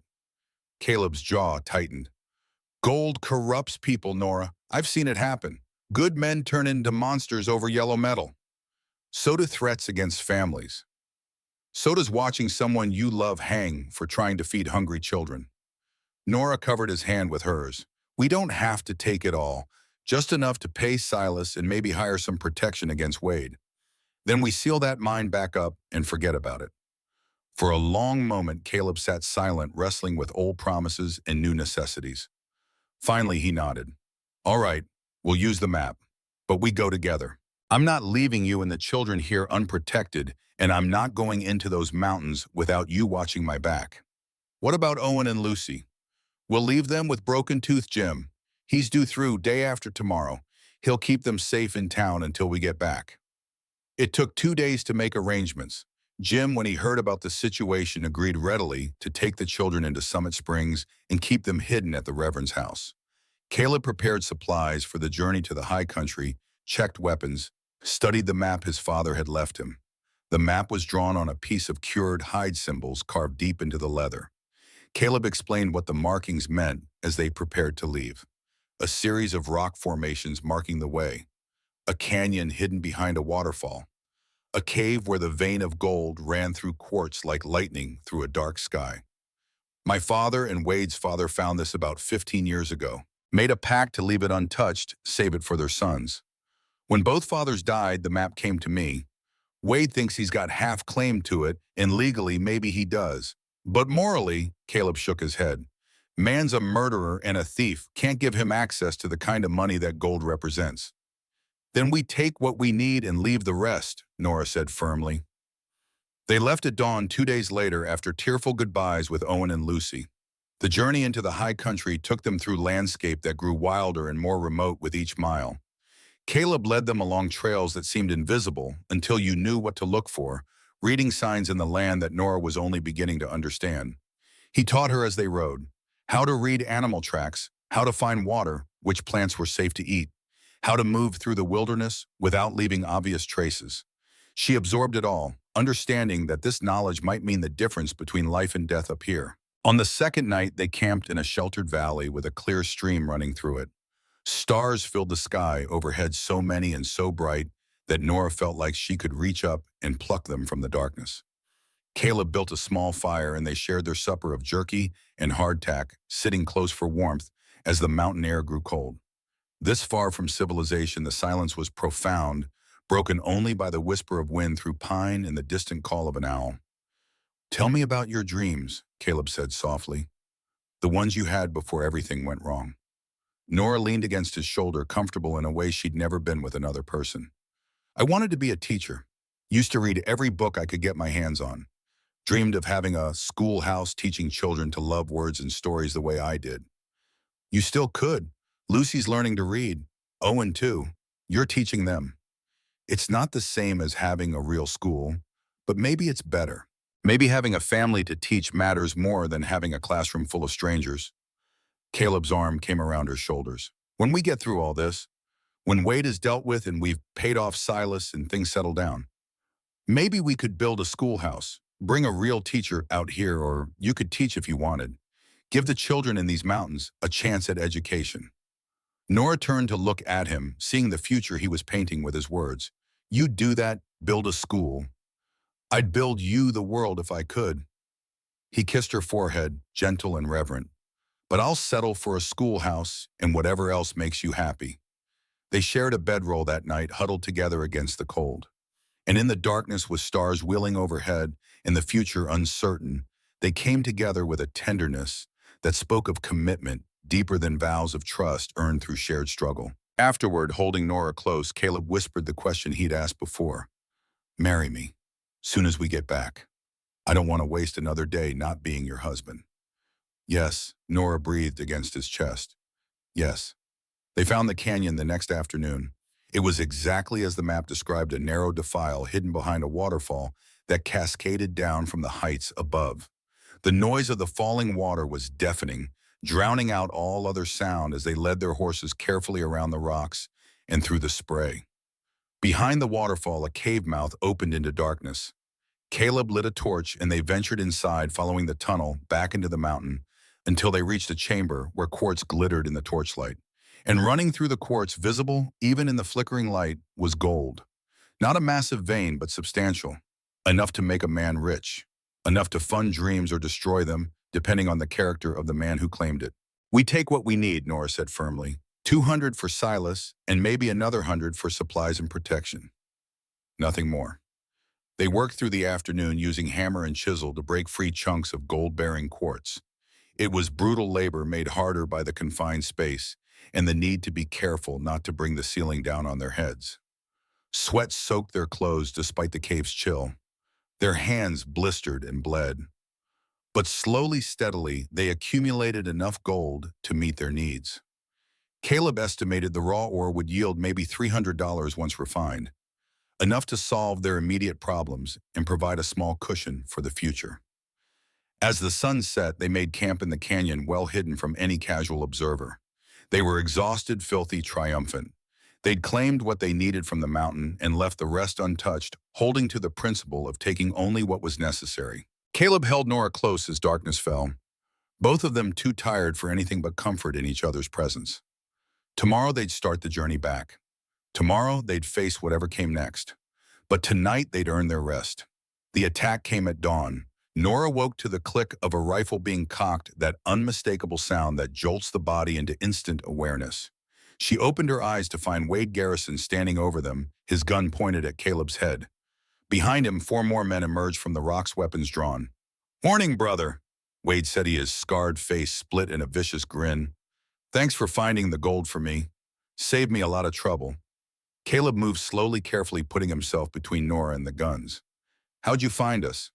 "Followed you from the trading post. Kept a good distance back, let you do all the hard work of following the map and digging out the gold. Now you're going to hand it over nice and peaceful, or things are going to get messy." The gold's not yours, Wade. Your father might have had the map, but my father had half claim to that strike. Makes it half mine by rights. Wade's eyes were cold, empty of any feeling but greed. But I'll tell you what, give me the gold and I'll let you and your woman walk out of here. Call it payment for old time's sake. Caleb's hand inched toward his rifle, leaning against a nearby rock. I don't believe you. Smart man. Wade's finger tightened on the trigger. Should have let you rot in that cave when I had the chance. But I've always been too sentimental. Everything happened at once. Caleb lunged for his rifle. Wade fired. Nora screamed and grabbed for the pistol at Caleb's belt. The canyon erupted into chaos, gunfire echoing off stone walls, men shouting, horses screaming and pulling at their tethers. Nora fired blind, saw one of Wade's men go down, clutching his leg. Fired again, missed. Caleb got his rifle up and dropped another outlaw with a shot that echoed like thunder. But there were too many of them. A bullet caught Caleb high in the shoulder, spinning him around. He went down, hard blood blooming across his shirt. No. Nora threw herself over him, trying to shield his body with hers, firing the pistol at anything that moved. She felt rather than saw Wade grab the bags of gold ore, heard his retreating footsteps, his shouted orders to his men to fall back. More gunfire, and then the sound of horses riding away at a gallop, and then silence broken only by Caleb's ragged breathing and Nora's sobbing. Caleb, Caleb, stay with me. His eyes were glazed with pain and shock, but he focused on her face. Did they hurt you? I'm fine. You're the one who's bleeding. Nora's hands shook as she tore at his shirt, trying to see the wound. The bullet had gone through his shoulder, high enough to miss the lung, but causing terrible damage to muscle and tissue. Blood poured from both entry and exit wounds. She had to stop the bleeding, had to get him back to civilization. 2 days' ride with a man who might bleed out before they made it half a mile. But the alternative was watching him die here in this canyon, and that wasn't acceptable. Wasn't even possible to consider. Nora tore strips from her own shirt and packed the wounds, binding them tight enough to make Caleb gasp with pain. She got him onto his horse, tied him in the saddle so he wouldn't fall, even if he lost consciousness, loaded their supplies and the few remaining chunks of gold onto the pack horse. And then she began the desperate ride back toward the trading post, praying with every mile that she'd make it in time, that Caleb would hold on, that the man who'd saved her life wouldn't die because of choices they'd made together. The journey blurred into nightmare. Caleb drifting in and out of consciousness, mumbling apologies and declarations of love and fragments of prayers. Nora stopping every hour to check his wounds, to give him water, to whisper fierce promises that she'd get him home, that she wouldn't let him die, that he had to hold on. By the second day, infection had set in. Caleb burned with fever, his skin hot enough to scald. He didn't know where he was anymore, called out for his father, for his brother Daniel, for Nora, even though she rode right beside him. She sang to him, every hymn her mother had taught her, every lullaby, every song she could remember. Her voice cracked and broke, but she kept singing because as long as she could sing, he was still alive to hear it, and that meant there was still hope. They reached the trading post at sunset on the third day. Broken-toothed Jim and Owen came running at the sound of hooves. Jim took one look at Caleb's blood-soaked, fever-bright form and began barking orders. They got him inside, laid him on his bed. Jim sent Owen racing to town for the doctor. They cut away what remained of Caleb's shirt, cleaned, and rebandaged the wounds that had started to putrefy. The doctor arrived at midnight and worked by lamplight, digging out fragments of fabric and damaged tissue, cauterizing what he could, packing the wounds with clean cloth soaked in whiskey. He shook his head grimly when he finished. I've done all I can. The fever's what'll kill him if anything does. Next few days will tell the tale. Keep him cool, get water into him, if he'll take it, and pray. Nora sent the doctor away and took up her vigil beside Caleb's bed. She bathed his burning skin with cool water, held his head when fever dreams made him thrash and cry out, talked to him constantly, telling him stories, making plans for their future, begging him not to leave her. Owen and Lucy came to sit with her during the day, but the night she spent alone with Caleb in the lamplight, watching his chest rise and fall, counting each breath like a miser counting coins. On the third night, his fever spiked higher. His breathing grew shallow and rapid. The doctor had warned this might happen, that the body sometimes burned itself out fighting infection. Nora climbed into the bed beside him, held his burning body against hers and wept. Please don't leave me. I just found you. We just found each other. I can't lose you too. Please, Caleb, please fight. Come back to me. She must have fallen asleep like that because she woke to early light streaming through the window and Caleb's hand cool and steady touching her face. Nora, his voice was weak, barely a whisper, but it was his voice, lucid, present, alive. Caleb. She threw her arms around him, careful of his wounded shoulder, sobbing with relief so profound it felt like pain. Oh, thank God. Thank God. Don't cry. His good hand stroked her hair with trembling fingers. I'm all right. You saved me. You scared me half to death. Sorry. A ghost of his usual smile touched his cracked lips. Didn't mean to. She helped him drink water, brought him broth that he managed a few spoonfuls of before exhaustion pulled him back into sleep. But it was real sleep this time, not the fever dreams that had tormented him. Healing sleep. Caleb's recovery took weeks. Slow, frustrating weeks where he had to relearn how to use his injured arm, had to accept help with basic tasks that his pride insisted he should manage alone. Nora nursed him with patient devotion, and gradually color returned to his face and strength to his limbs.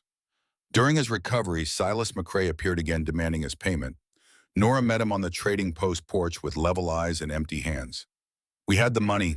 Wade Garrison stole it from us in the high country. Caleb nearly died getting it in the first place. Silas's expression didn't soften.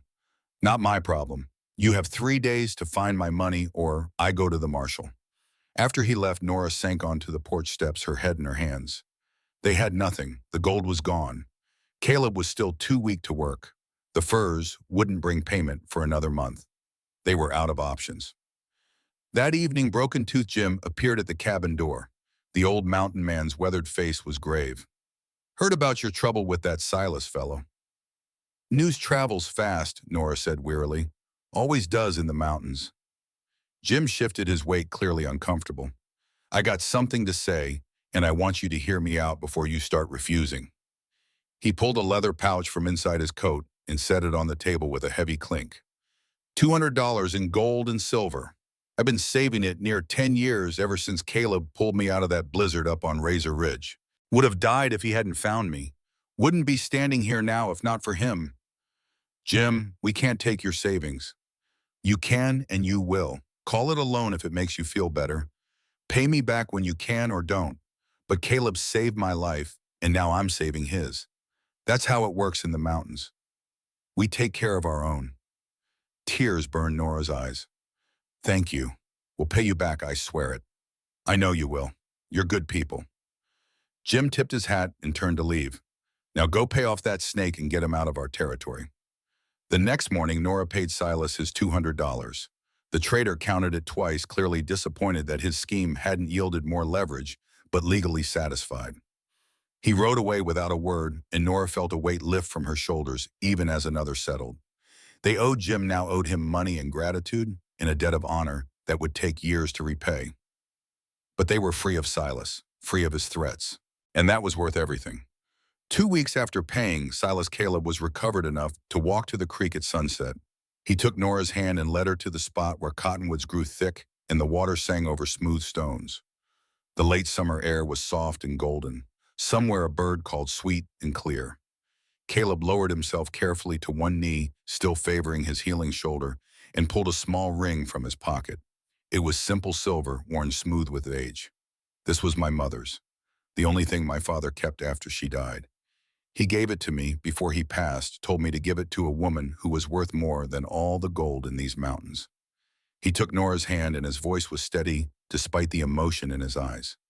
Nora Barrett, you are worth more than gold, worth more than anything I have or ever will have. You saved my life in that canyon and every day since. You've made my house a home and given me a future worth building. Will you marry me? Will you let me spend the rest of my life trying to be worthy of the gift of you? Nora sank to her knees in front of him, taking his face in her hands. I already said, yes, you stubborn man. Now give me that ring.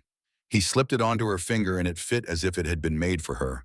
Then they were kissing, laughing, crying, holding each other as the sun set fire to the western sky. They were married the following Sunday in Summit Springs, a small church. A modest gathering attended. Broken Tooth Jim Fletcher from the general store, the doctor who'd saved Caleb's life, a handful of townspeople, curious about the mountain man who'd finally found himself a wife. Owen walked Nora down the aisle, solemn and proud in his responsibility. Lucy served as flower girl, dropping pine cones instead of petals and making everyone smile. But Nora only had eyes for Caleb, standing at the altar in a new black suit that made him look almost civilized. His gray eyes blazing with love and promise as she walked toward him, the Reverend spoke the familiar words. Caleb and Nora made their vows, simple promises, to love and honor, to stand together through hardship, to build a life worthy of the love they'd found. When they were pronounced husband and wife, Caleb kissed her with a tenderness that made more than one witness reach for a handkerchief. They returned to the trading post as the sun set, Jim having agreed to keep Owen and Lucy overnight to give the newlyweds privacy. Caleb carried Nora over the threshold despite her protests about his shoulder, carried her upstairs to his room, to their room now, where candles flickered in the gathering darkness. What passed between them that night was sacred private, a consummation not just of bodies, but of souls that had found their match. Afterward, wrapped in each other's arms, Caleb whispered words that Nora would carry with her for the rest of her days. I never thought I'd have this. Family, love, a reason to wake up in the morning beyond simple survival. You gave me everything that matters, Nora Thorne. We gave it to each other, Nora corrected softly. You saw me when I was invisible. You helped me when everyone else turned away. You loved me when I thought I was unlovable. You were never unlovable. You just hadn't found the right person to see you yet. They fell asleep like that, two souls who'd found each other in the most unlikely of ways, who'd built love from desperate beginnings, who'd chosen each other despite every obstacle, and would keep choosing each other for all the years to come. The fire had burned low in the hearth. Outside, the February wind picked up, rattling the windows of the old trading post. Thomas stirred, awareness returning slowly. Caleb's voice was soft in the darkness. That's enough for tonight. You've got the shape of it now. How love starts, how it grows through hardship, how you fight for it when the world tries to tear it apart. But what happened with Wade? Thomas asked. Did he come back? Did you ever get revenge? That's tomorrow's story. Caleb pushed himself to his feet, every year of his age showing in the effort. The final confrontation, the choices that define a man, the difference between revenge and justice. He paused at the base of the stairs, looking back at his great-grandson. You asked if I got revenge on Wade. Wrong question. Right question is, did I become the kind of man Nora could be proud of? Did I choose what mattered over what felt good in the moment? Because that's what you'll face in France. Not just whether you're brave enough to fight, whether you're wise enough to know what's worth fighting for. The old man climbed the stairs, leaving Thomas alone with his thoughts and the dying fire. Outside, snow continued to fall on the land where Caleb and Nora had built their life together, where they'd chosen love over fear, partnership over pride building, over destroying. Thomas sat in the darkness and thought about choices, about the kind of man he wanted to be when he came home from war, about finding someone worth fighting for, worth living for, worth becoming better for. The story wasn't finished yet. One more night, one more chapter. But already Thomas understood what his great-grandfather was teaching him. Not just a love story, a blueprint for how to be a man when the world tried to make you something less. He finally stood and made his way to the small room Caleb had prepared for him, but sleep was a long time coming. His mind was too full of gold and gunfire, of desperate rides and deathbed vigils of love, strong enough to survive anything the mountains could throw at it. Tomorrow he'd hear the rest. Tomorrow he'd learn how the story ended. Tonight he dreamed of a woman in a threadbare dress reaching for bread, and a man who chose to see her humanity instead of her crime. Dreamed of the moment everything changed and all the moments that followed. Dreamed of becoming the kind of man who could build something beautiful from desperate beginnings, just like Caleb Thorne had done all those years ago. Thomas was awake before dawn, pacing the small bedroom with nervous energy.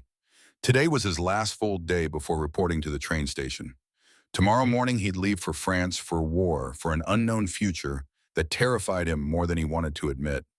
He found Caleb already in the rocking chair, 2 cups of coffee steaming on the table between them. The old man's eyes were clear, despite the early hour, as if he too had been waiting for this final conversation. You didn't sleep much, Caleb observed. Couldn't stop thinking about Wade. about what happened next. Thomas settled into his chair. You're going to tell me the rest today, aren't you? I am. Caleb took a slow sip of coffee. The part about standing your ground, about choosing what kind of man you'll be when violence comes knocking, about the difference between revenge and justice. He set down his cup and leaned back, eyes going distant. 3 days. That's how long we had to prepare for Wade's return. 3 days to turn a trading post into a fortress and ourselves into an army. Broken Tooth Jim brought 2 other trappers with him when he returned to help. Grizzled mountain men named Cord and Samuel, both in their 50s, both weathered by years in the high country.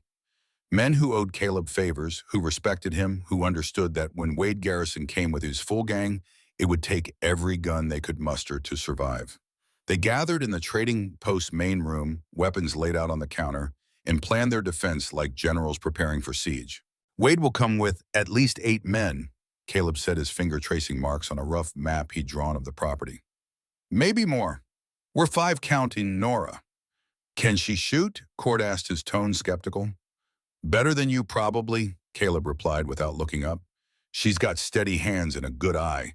Dropped one of Wade's men already when they came through last time.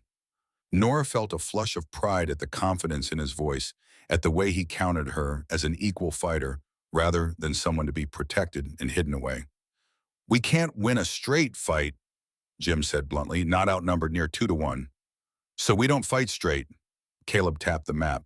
We use the land, set traps on the approaches, create firing positions with good cover, make them come to us on our terms. For 2 days, they worked with focused intensity. Caleb and Nora set bear traps on the main trails leading to the trading post, covering them with brush and dirt. They dug shallow trenches behind natural cover, creating defensive positions that would protect shooters while giving clear lines of fire. They stockpiled ammunition in strategic locations, cached extra weapons where they could be grabbed quickly if needed.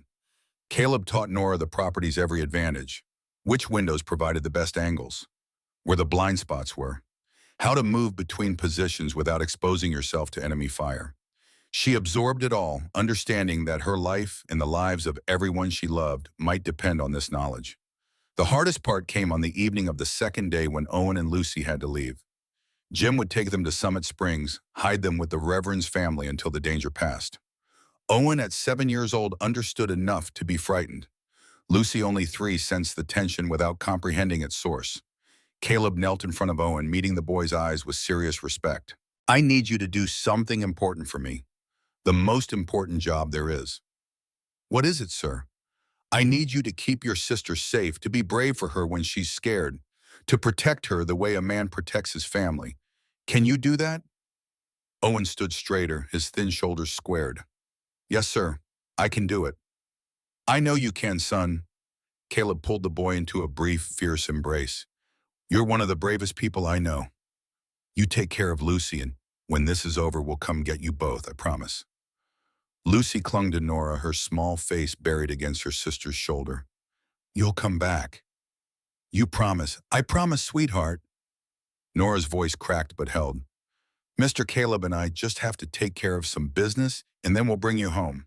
Be good for Jim and the Reverend, all right? She held Lucy for a long moment, memorizing the weight of her, the smell of her hair, the feel of her small arms tight around Nora's neck. Then she passed her to Jim, who settled the child on his saddle with practiced ease. They watched until the riders disappeared from sight, until even the dust of their passage had settled. Then Caleb took Nora's hand and led her back inside where work still waited. That night, their last before Wade's promised return, Caleb and Nora sat on the porch steps and watched stars emerge in the darkening sky. Neither spoke for a long time. Words seemed inadequate to the moment, to the knowledge that tomorrow might be their last day alive. Finally, Nora broke the silence. If I die tomorrow. You won't. Caleb's voice was hard, absolute. But if I do, I want you to know something. She turned to face him, taking both his hands in hers. These months with you have been the best of my life. You gave me everything I'd lost and things I never knew I wanted. A home, a family, love. I'm not afraid of dying, Caleb. I'm only afraid of losing you.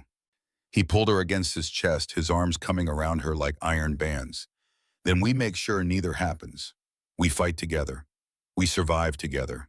We build the life we promised each other. Together, Nora agreed. They went inside as full darkness fell, checked their weapons one final time, and tried to sleep. But rest came fitfully, if at all.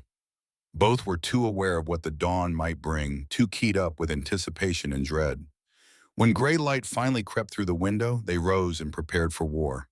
Wade Garrison appeared on the ridge above the trading post, exactly at noon, silhouetted against the bright sky like a figure from a nightmare.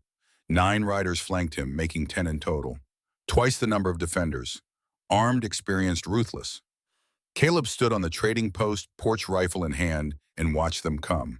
Nora took position at a second-floor window, her assigned post giving her clear sight of the main approach. Jim Cord and Samuel spread out to cover the other angles of attack.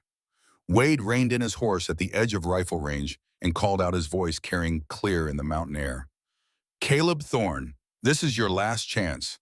Send out the woman and the gold map. We'll burn the outbuildings and leave you the main post.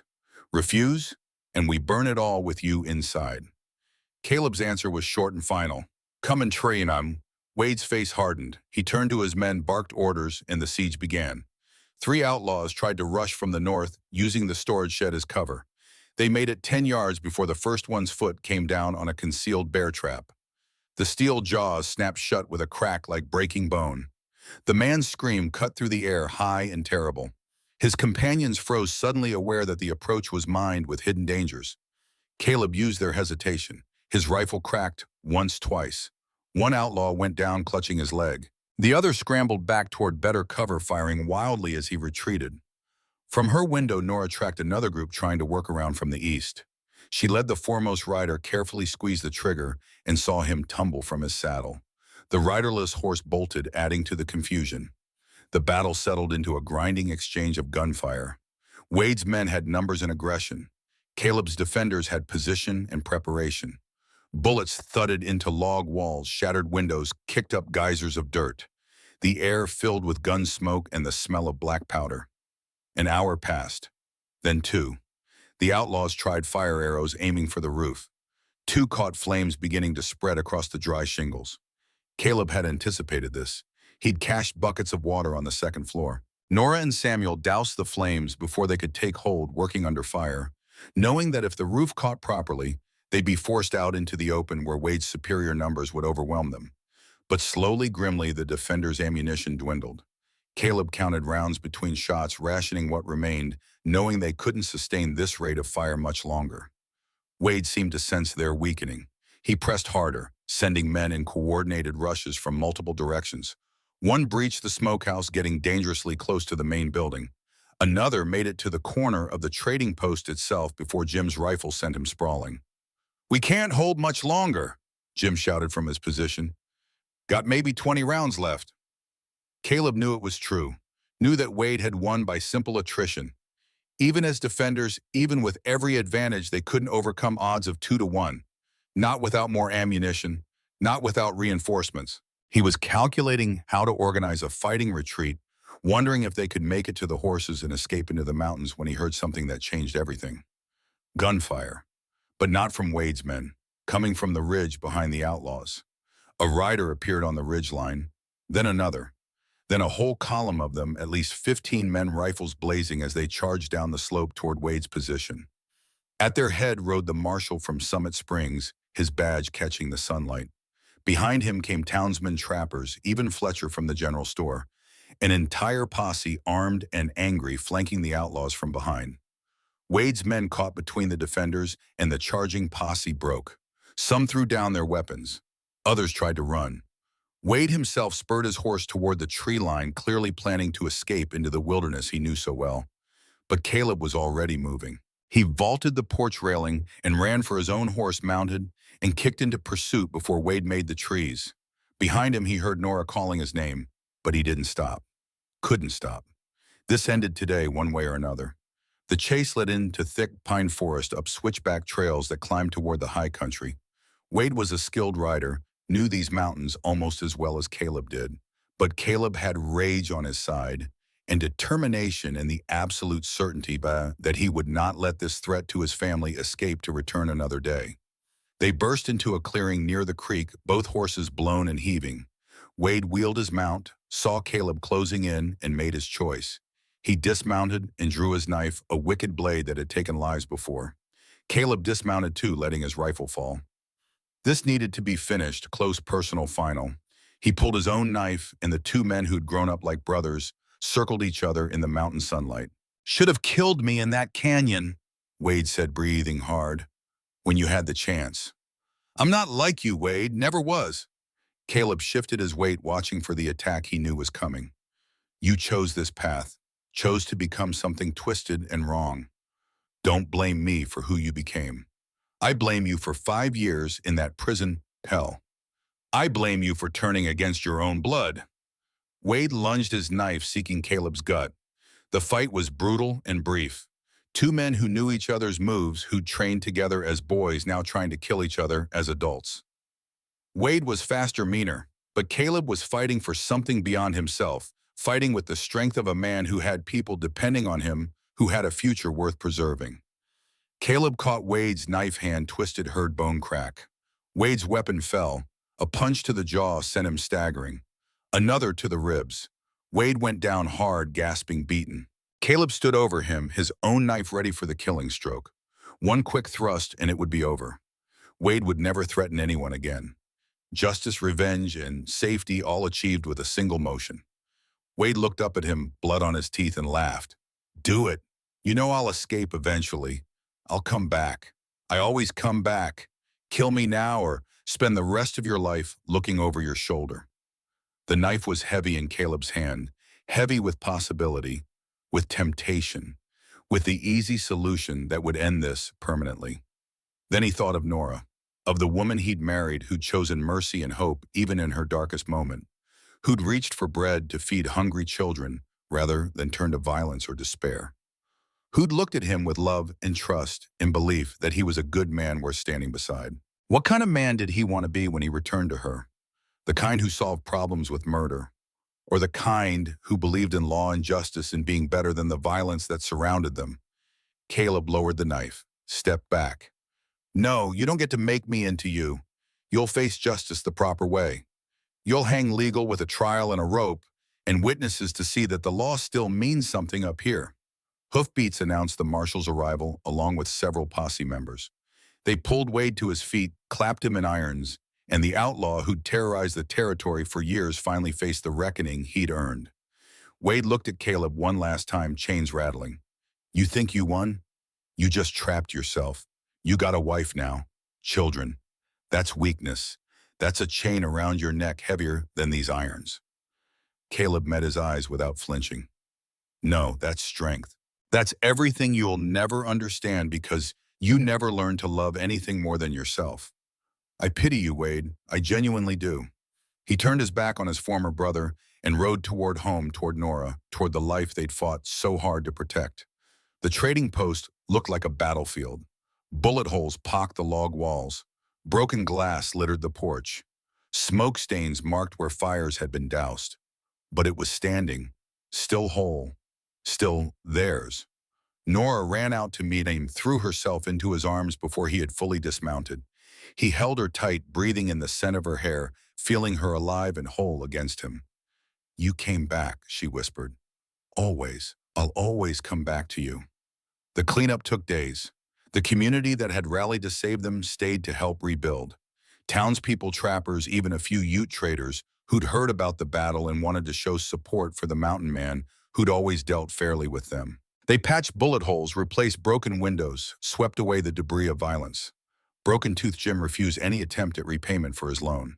"You gave me a place to belong when I had nothing," he said gruffly. "Gave me friendship when I was alone. Money's just metal. What you gave me was worth more." Owen and Lucy returned after a week, bursting from Jim's wagon with shouts of joy. Lucy ran straight to Nora, refusing to let go for the rest of the day. Owen approached Caleb more slowly, trying to be dignified, but the facade cracked when Caleb knelt and opened his arms. The boy collapsed into them, crying with relief he'd been holding back for days. "You kept your promise," Owen said against Caleb's shoulder. "You came back for us. Always will, son. Your family. Family doesn't leave family behind." That night, for the first time in weeks, they gathered around the table for supper together. The meal was simple, just stew and bread, but it tasted like celebration, like victory. like the beginning of the life they'd fought so hard to claim. Winter came early that year, bringing snow that isolated the trading post and drew them closer together as a family. Caleb taught Owen to set small traps for rabbits and foxes, showing him how to read tracks in fresh snow, how to move silent through the forest. The boy absorbed every lesson with fierce concentration, determined to become the mountain man he saw in Caleb. Nora taught Lucy her letters using the old Bible that had belonged to their mother.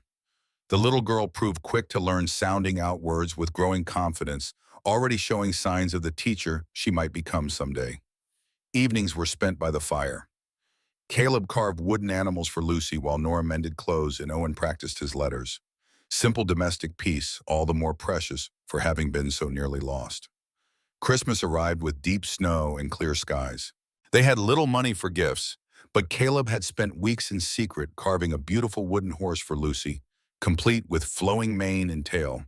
For Owen, he had forged a small hunting knife with a handle of carved antler, a man's tool that acknowledged the boy's growing maturity. Nora had sewn new shirts for both children from cloth she'd traded for in town, and baked pies with precious dried apples hoarded for the occasion. But the greatest gift came from Owen. As they sat around the fire after their Christmas meal, the boy looked at Caleb with serious eyes.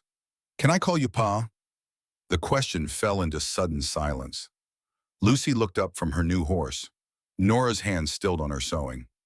Caleb's throat worked as emotion threatened to overwhelm him. "You mean that, son?"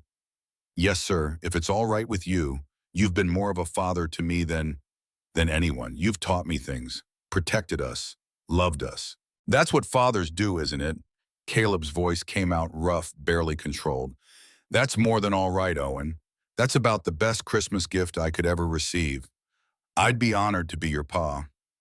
Owen launched himself at Caleb, hugging him fiercely. Lucy, not wanting to be left out, scrambled onto Caleb's other knee, and Nora watched her husband hold her siblings with tears streaming down her face, understanding that they'd truly become a family now. Not by blood, but by choice, by love, by the bonds forged through shared struggle and mutual devotion. That night, after the children were asleep, Caleb and Nora lay together in their bed and talked about the future. "I want to have your child," Nora said softly, "a baby that's part of both of us, to grow our family." Caleb's hand found her stomach, rested there gently. "You sure childbirth took your mother? That fear doesn't just go away." "I'm sure we'll get the best doctor. We'll do everything right. But I want this, Caleb. Want to give you a son or daughter. Want to see what we create together. Then we'll do it right." He kissed her forehead, tender and reverent. "We'll make sure you're safe. Make sure you both are." Spring brought the confirmation. Nora was pregnant, due in early autumn. The news filled Caleb with equal parts joy and terror. He became almost comically protective, insisting she rest more, hiring a girl from town to help with heavy housework, despite Nora's protests that she was perfectly capable. The pregnancy progressed smoothly through summer. Nora's belly grew round and firm. She continued her work, moving more slowly, but refusing to be treated as fragile. Women from town visited, bringing advice and hand-me-down baby clothes, welcoming her into their circle, now that she was clearly settled and respectable. In October, on a day when early snow dusted the mountain peaks, Nora's labor began. The doctor was already there, summoned days earlier to be ready. Jim had taken Owen and Lucy to town to spare them the anxiety. Caleb paced the trading post like a caged wolf, unable to sit still, starting at every sound from upstairs. The labor lasted 16 hours. Long, difficult hours during which Caleb prayed to gods he wasn't sure he believed in, made bargains with fate, and cursed himself for putting Nora through this. He'd lost his mother, lost his brother, lost everyone he'd ever loved except Nora. He couldn't lose her, too. Couldn't survive it. When the baby's first cry finally pierced the air, Caleb nearly collapsed with relief. The doctor appeared at the top of the stairs, smiling broadly. "You have a son, Thorn, strong and healthy, and your wife is tired but well. She wants to see you." Caleb took the stairs 3 at a time, burst into the bedroom to find Nora propped against pillows, exhausted and radiant, holding a tiny bundle wrapped in soft cloth. She looked up as he entered, and her smile was worth every moment of fear and prayer. "Come meet your son." Caleb approached slowly, almost afraid. The baby was impossibly small, possibly perfect. Dark hair crowned his tiny head. His eyes, when they opened, showed hints of blue that might darken to gray like his father's. Minuscule fingers curled and uncurled, seeking. "Jacob," Nora said softly, "after your brother, if that's all right with you." "It's perfect." Caleb touched his son's cheek with one calloused finger, that marveling at the softness, at the proof of life and hope and future contained in such a tiny form. "He's perfect. You're perfect. Thank you. Thank you for this gift." He bent to kiss Nora's forehead, then Jacob's, overcome with gratitude so profound it felt like pain. The months that followed were a blur of sleepless nights and overwhelming responsibility. Jacob was a good baby but still demanded constant attention. Caleb walked the floor with him at midnight, singing the mountain songs his own father had taught him, watching his son's eyes slowly focus and recognize and respond. Owen was fascinated by his nephew, gentle and careful despite his youth. Lucy was less certain, slightly jealous of the attention the baby received, but gradually won over by Jacob's gummy smiles and grasping fingers. As Jacob approached his first birthday, Nora discovered she was pregnant again. This time the fear was less. They knew what to expect, knew that they could survive the process. The second pregnancy was easier. The birth, when it came in the summer of 1876, was quicker and less fraught with a complication. Abigail entered the world with a lusty cry that announced her presence to the entire mountain range. Blue-eyed like her father, with a determined expression, even in infancy, that suggested she'd inherited his stubbornness along with his coloring. Two children, Caleb marveled, holding his daughter while Jacob toddled at his feet. A family, a real family. "And still growing," Nora added, though she was adamant that two pregnancies were enough. "Between Owen and Lucy and Jacob and Abigail, I think we've got plenty of family to manage." The years that followed blurred together in the way that happy years do. The trading post prospered under their combined management. Caleb handled the trapping and wilderness aspects, his reputation for fair dealing and quality furs spreading throughout the territory. Nora managed the trading floor and accounts, with a head for numbers that consistently surprised buyers who expected a woman to be less capable. Owen grew tall and capable, a skilled trapper by the time he turned 15. He could track anything that moved through the mountains, could survive alone in the wilderness for weeks at a time, had inherited Caleb's quiet competence and Nora's steady judgment. Lucy bloomed into a bright young woman with a passion for learning that even the rough mountain life couldn't diminish. Nora taught her everything she knew, and when that wasn't enough, they found a teacher in Summit Springs willing to take Lucy on as a boarding student during the school year. The girl absorbed education like a desert absorbs rain, already talking about becoming a teacher herself someday. Jacob and Abigail grew up wild and free in the mountains, running barefoot through the trading post, learning the business and the wildernesses with equal enthusiasm. Jacob showed an unexpected interest in healing, fascinated when the town doctor visited, asking endless questions about medicines and treatments. Abigail, meanwhile, took to the trading like she'd been born for. It could grade furs. By the time she was 10, knew how to drive a hard but fair bargain by 12. In 1885, when Owen turned 19, he announced his intention to start his own trap line further north in country that was still wild and largely unexplored. Caleb felt the bittersweet mixture of pride and loss that all parents feel when their children leave. "You're ready," he said simply, shaking Owen's hand, man to man. "You know these mountains as well as anyone. You've got good judgment and steady hands. But remember, you've always got a home here. Always." He gave Owen his father's best rifle, a Winchester that had been passed down through generations. "This belonged to my pa. Now it's yours. Take care of it, and it'll take care of you." Owen rode out on a clear autumn morning, leading a packed train of supplies, heading for the high country that would become his territory. Nora cried watching him go, but they were tears of pride as much as sorrow. They'd raised him right, raised him to be independent and capable. Letting him go was hard, but it was also the final proof of their success as parents. Lucy left the next year, taking a position as assistant teacher in Summit Springs. At 18, she was poised and educated, already making plans to open her own school someday. She hugged Nora goodbye with promises to visit often, to write regularly, to never forget where she came from. "You're living the dream I gave up," Nora told her. "That makes everything worthwhile, every sacrifice, every hard day. It all led to you standing here ready to teach children the way I always wanted to. I'm so proud of you." With Owen and Lucy gone, the trading post felt quieter, but Jacob and Abigail filled the space with their own energy and dreams. Jacob at 11 had decided firmly that he wanted to be a doctor. Caleb, though, initially hoping his son would take over the trading post, supported the decision. "A man needs to find his own path," he told Nora. "We can't force him to want what we want. Better he becomes an excellent doctor than a resentful trader." Abigail, meanwhile, made her own announcement at 14. "I want to run the trading post someday. I want to learn everything about the business, about trading and accounting and dealing with people. Will you teach me, Pa?" Caleb's grin was answer enough. Time moved differently as they aged. The years no longer crawled by, but seemed to accelerate, seasons blurring into each other. Children growing into adults, grandchildren appearing with startling regularity. Owen married a mountain girl named Sarah in 1890, bringing her to meet the family with obvious pride. They built their own trading post 50 miles north, carving out their own piece of the wilderness. Their first child, born in 1891, they named Thomas in honor of Owen's father, the man he barely remembered, but Nora had told him stories about.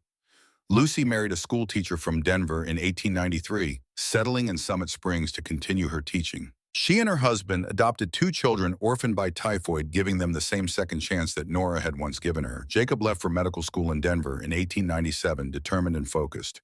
He returned 4 years later with a degree and a wife, a nurse he'd met during his training.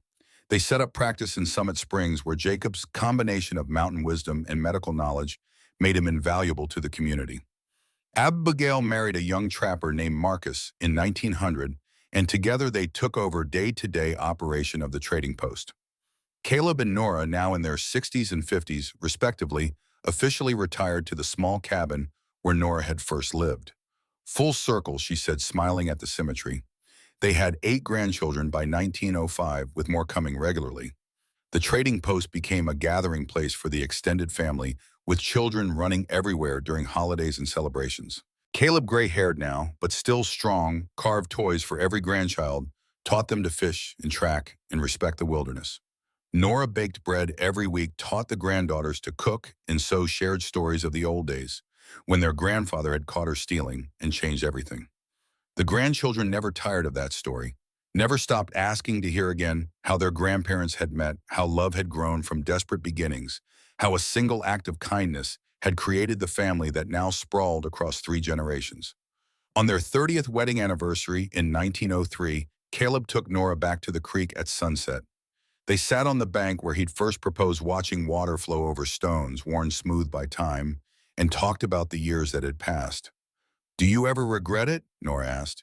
"Taking a chance on a thief, building a life that's sometimes been harder than you deserved." Caleb was quiet for a long moment, his hand warm in hers. "I regret that you ever had to be desperate enough to steal. I regret every moment you were afraid or hungry or hopeless before I found you. But regret marrying you. Regret the life we built, never. Not for a single second of a single day." He turned to face her, and despite the silver in his hair and the lines on his face, she saw the same man who'd caught her wrist outside Fletcher's store all those years ago. The same steady gray eyes, the same quiet strength. "You gave me everything that matters, Nora. A reason to wake up, a purpose beyond survival, love and family, and a legacy that'll outlast us both. I lived more in 30 years with you than most men live in a century." "We gave it to each other," Nora said softly. "I was dying when you found me. Not just starving, but giving up. You showed me that good people still existed. That hope was real. That tomorrow could be better than today if you found the right person to build it with." They sat until the stars came out, 2 people who'd found each other against impossible odds and built something beautiful from desperate beginnings. Caleb's health began to fail in 1909. Small things at first: a persistent cough that lingered after winter colds, shortness of breath that made climbing to the high country difficult. Jacob examined him during a visit and delivered the news with gentle honesty. "Your lungs are giving out, Pa. Too many years of mountain winters breathing cold air and wood smoke. I'd say you have a year, maybe 2 if you're careful." Caleb took the news with the same calm acceptance he'd brought to every challenge. "Then we make the most of the time left." That final summer, he insisted on one more trip to the canyon, where he'd proposed where they'd first made love under the stars, where he'd been wounded defending their claim to the gold. Nora at 57 helped him onto his horse and rode beside him, watching carefully for signs of distress. They camped where they'd camped all those years ago. The waterfall still sang its ancient song. The stars still blazed overhead. But they were older now, slower, carrying the weight of years and memories. "I'm not afraid to die," Caleb said, as they lay together watching the sky. "I've lived more than I had any right to expect. But I am afraid of leaving you, of not being here to protect you, to hold you, to share whatever years you have left." Nora's tears wet his shoulder. "I'm not ready to let you go." "You won't be letting me go." His arms tightened around her. "I'll just be waiting. And when your time comes, I'll be there to catch you. Just like I caught you that first day. I promise." They returned to the trading post as autumn painted the aspens gold. Caleb grew weaker through the fall, spending more time in his chair, by the fire, less able to manage the stairs or venture outside. The family gathered understanding, without being told that this was likely his last winter. The first snow fell in late October. Caleb sat by the window watching it accumulate, a small smile on his weathered face. That night, with Nora holding his hand and his children gathered close, he slipped away, peacefully, without pain. His last words were simple and true. "Love you, always." The funeral drew people from across the territory. Trappers and traders, townsfolk, and Indians, anyone whose life Caleb Thorne had touched over his 69 years. They buried him on the hillside overlooking the trading posts, under the aspens that turned gold every autumn, with a view of the mountains he'd loved and the land he'd defended. Nora stood dry-eyed through the service, supported by her children. She was surrounded by grandchildren who didn't fully understand why their strong grandfather wasn't coming back. She didn't cry. Not then. The grief was too large for tears, too profound for any outward expression. She cried later, alone in the cabin they'd shared, holding his shirt and breathing in the fading scent of pine and leather and the man she'd loved more than life itself. The years after Caleb's death were gentler than Nora expected. Lonely, yes. Incomplete. But she was surrounded by family, kept busy by grandchildren who needed stories and wisdom and the special kind of love that only grandmothers can provide. She began writing everything down. The full story of their life together, from the moment she'd reached for that bread to the moment he'd taken his last breath. She filled journal after journal with memories, wanting the grandchildren and great-grandchildren to know, to understand where they came from, what sacrifices had been made, what love had built. In 1916, Owen's son Thomas came to visit. He was 16, thoughtful and serious, already talking about enlisting when he turned 18. Something about the boy reminded Nora of Caleb, the steady gray eyes, the quiet strength, the sense of duty that couldn't be talked away. "Your great-grandfather would be proud of you," she told Thomas, "proud of the man you are becoming. I wish I'd known him better. I only have a few memories from when I was small. Then I'll give you more." And Nora spent that visit sharing stories, making sure Thomas understood the legacy he carried, the importance of seeing people clearly, of choosing kindness over judgment, of standing firm when violence came, but never letting violence define who you were. In the spring of 1918, as war raged in Europe and young men shipped out to fight in trenches half a world away, Nora's health began to fail. She was 65 years old and had lived a full life. She'd raised 4 children and helped raise 8 grandchildren. She'd built a business and a legacy. She'd loved and been loved in return. She knew her time was coming, could feel it in her bones, in the way her heart struggled to keep its rhythm, in the growing weakness that made simple tasks difficult. She wrote one final entry in her journal dated April 15th, 1918. "Today I see him again. I'm ready." That night she went to sleep holding Caleb's old shirt, the one he'd worn the day he caught her stealing bread. The one that still, after all these years, carried the faintest hint of his scent. She died peacefully in that sleep, a small smile on her face, her final journey taking her to wherever Caleb waited. Thomas Thorne sat in the rocking chair staring into the dying fire, his great-grandfather's voice still echoing in his mind, though the old man had gone to bed an hour ago. The story was complete now, beginning to end, theft to death, desperation to legacy, one loaf of bread leading to 3 generations and counting. But Thomas understood it was more than just a story, it was a lesson. A blueprint for how to be a man when the world tried to make you something less. He thought about Caleb catching Nora, choosing to see her humanity instead of her crime. Thought about Caleb facing Wade, choosing justice over revenge, law over violence. Thought about a lifetime of choosing rightly, of building instead of destroying, of loving instead of fearing. Tomorrow, Thomas would leave for training. Next month, he'd ship out to France. He'd face violence and death and horrors he couldn't yet imagine. But he'd face them knowing what his great-grandfather had wanted him to understand. That courage wasn't the absence of fear. It was choosing what mattered despite the fear. That strength wasn't in violence. It was in restraint, in mercy, and seeing people clearly and helping them anyway. That the moments that defined you weren't always the big dramatic ones. Sometimes they were as simple as seeing a woman reach for bread and choosing kindness over judgment. Thomas finally stood and made his way upstairs, but he paused outside Caleb's door, hearing the old man's labored breathing, and felt a sudden certainty that he'd never see his great-grandfather alive again. The old man was dying, had probably known it for weeks, had spent his final days making sure Thomas carried the right lessons into war, making sure the legacy passed forward one more generation. Thomas wanted to go in to say goodbye, to thank Caleb for the gift of this story and the wisdom it contained. But something held him back. Some sense that the goodbye had already been said in the story itself and the trust Caleb had shown by sharing it. Instead, Thomas whispered into the darkness, "Thank you, great-grandfather. I'll make you proud. I'll come home, and when I do, I'll tell these stories to my own children. I promise." Caleb Thorne died in his sleep that night, February 20th, 1918.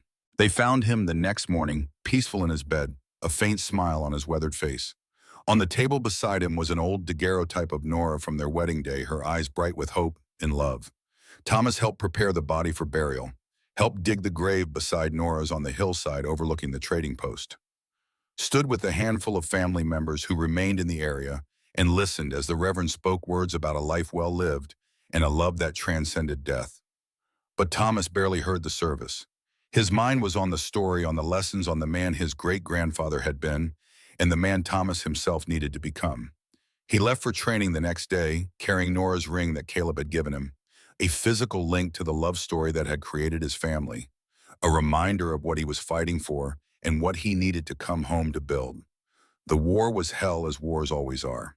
But Thomas survived, carrying Caleb's lessons like armor against the darkness. When he wanted revenge for fallen comrades, he remembered Caleb sparing Wade. When he wanted to give in to despair, he remembered Nora reaching for bread and refusing to surrender to hopelessness. When he wondered if kindness still existed in a world gone mad, he remembered a mountain man who saw a thief and chose to see a person worth saving. Thomas came home in 1919, whole in body, if scarred in spirit. He returned to the mountains, married a good woman, had children of his own. And to every child and grandchild, he told the story exactly as Caleb had told it to him. The story of a loaf of bread, of a mountain man's choice, of love built from desperate beginnings, of a legacy that proved one act of kindness could change not just one life, but every life that came after. The old trading post still stands, managed now by Abigail's great-grandchildren. They've turned part of it into a museum, preserving the history, telling the story to tourists who come to see where it all happened. Nora's journals are displayed in glass cases, her careful handwriting preserving every detail for generations yet unborn. And in the kitchen, every Sunday morning, someone bakes bread.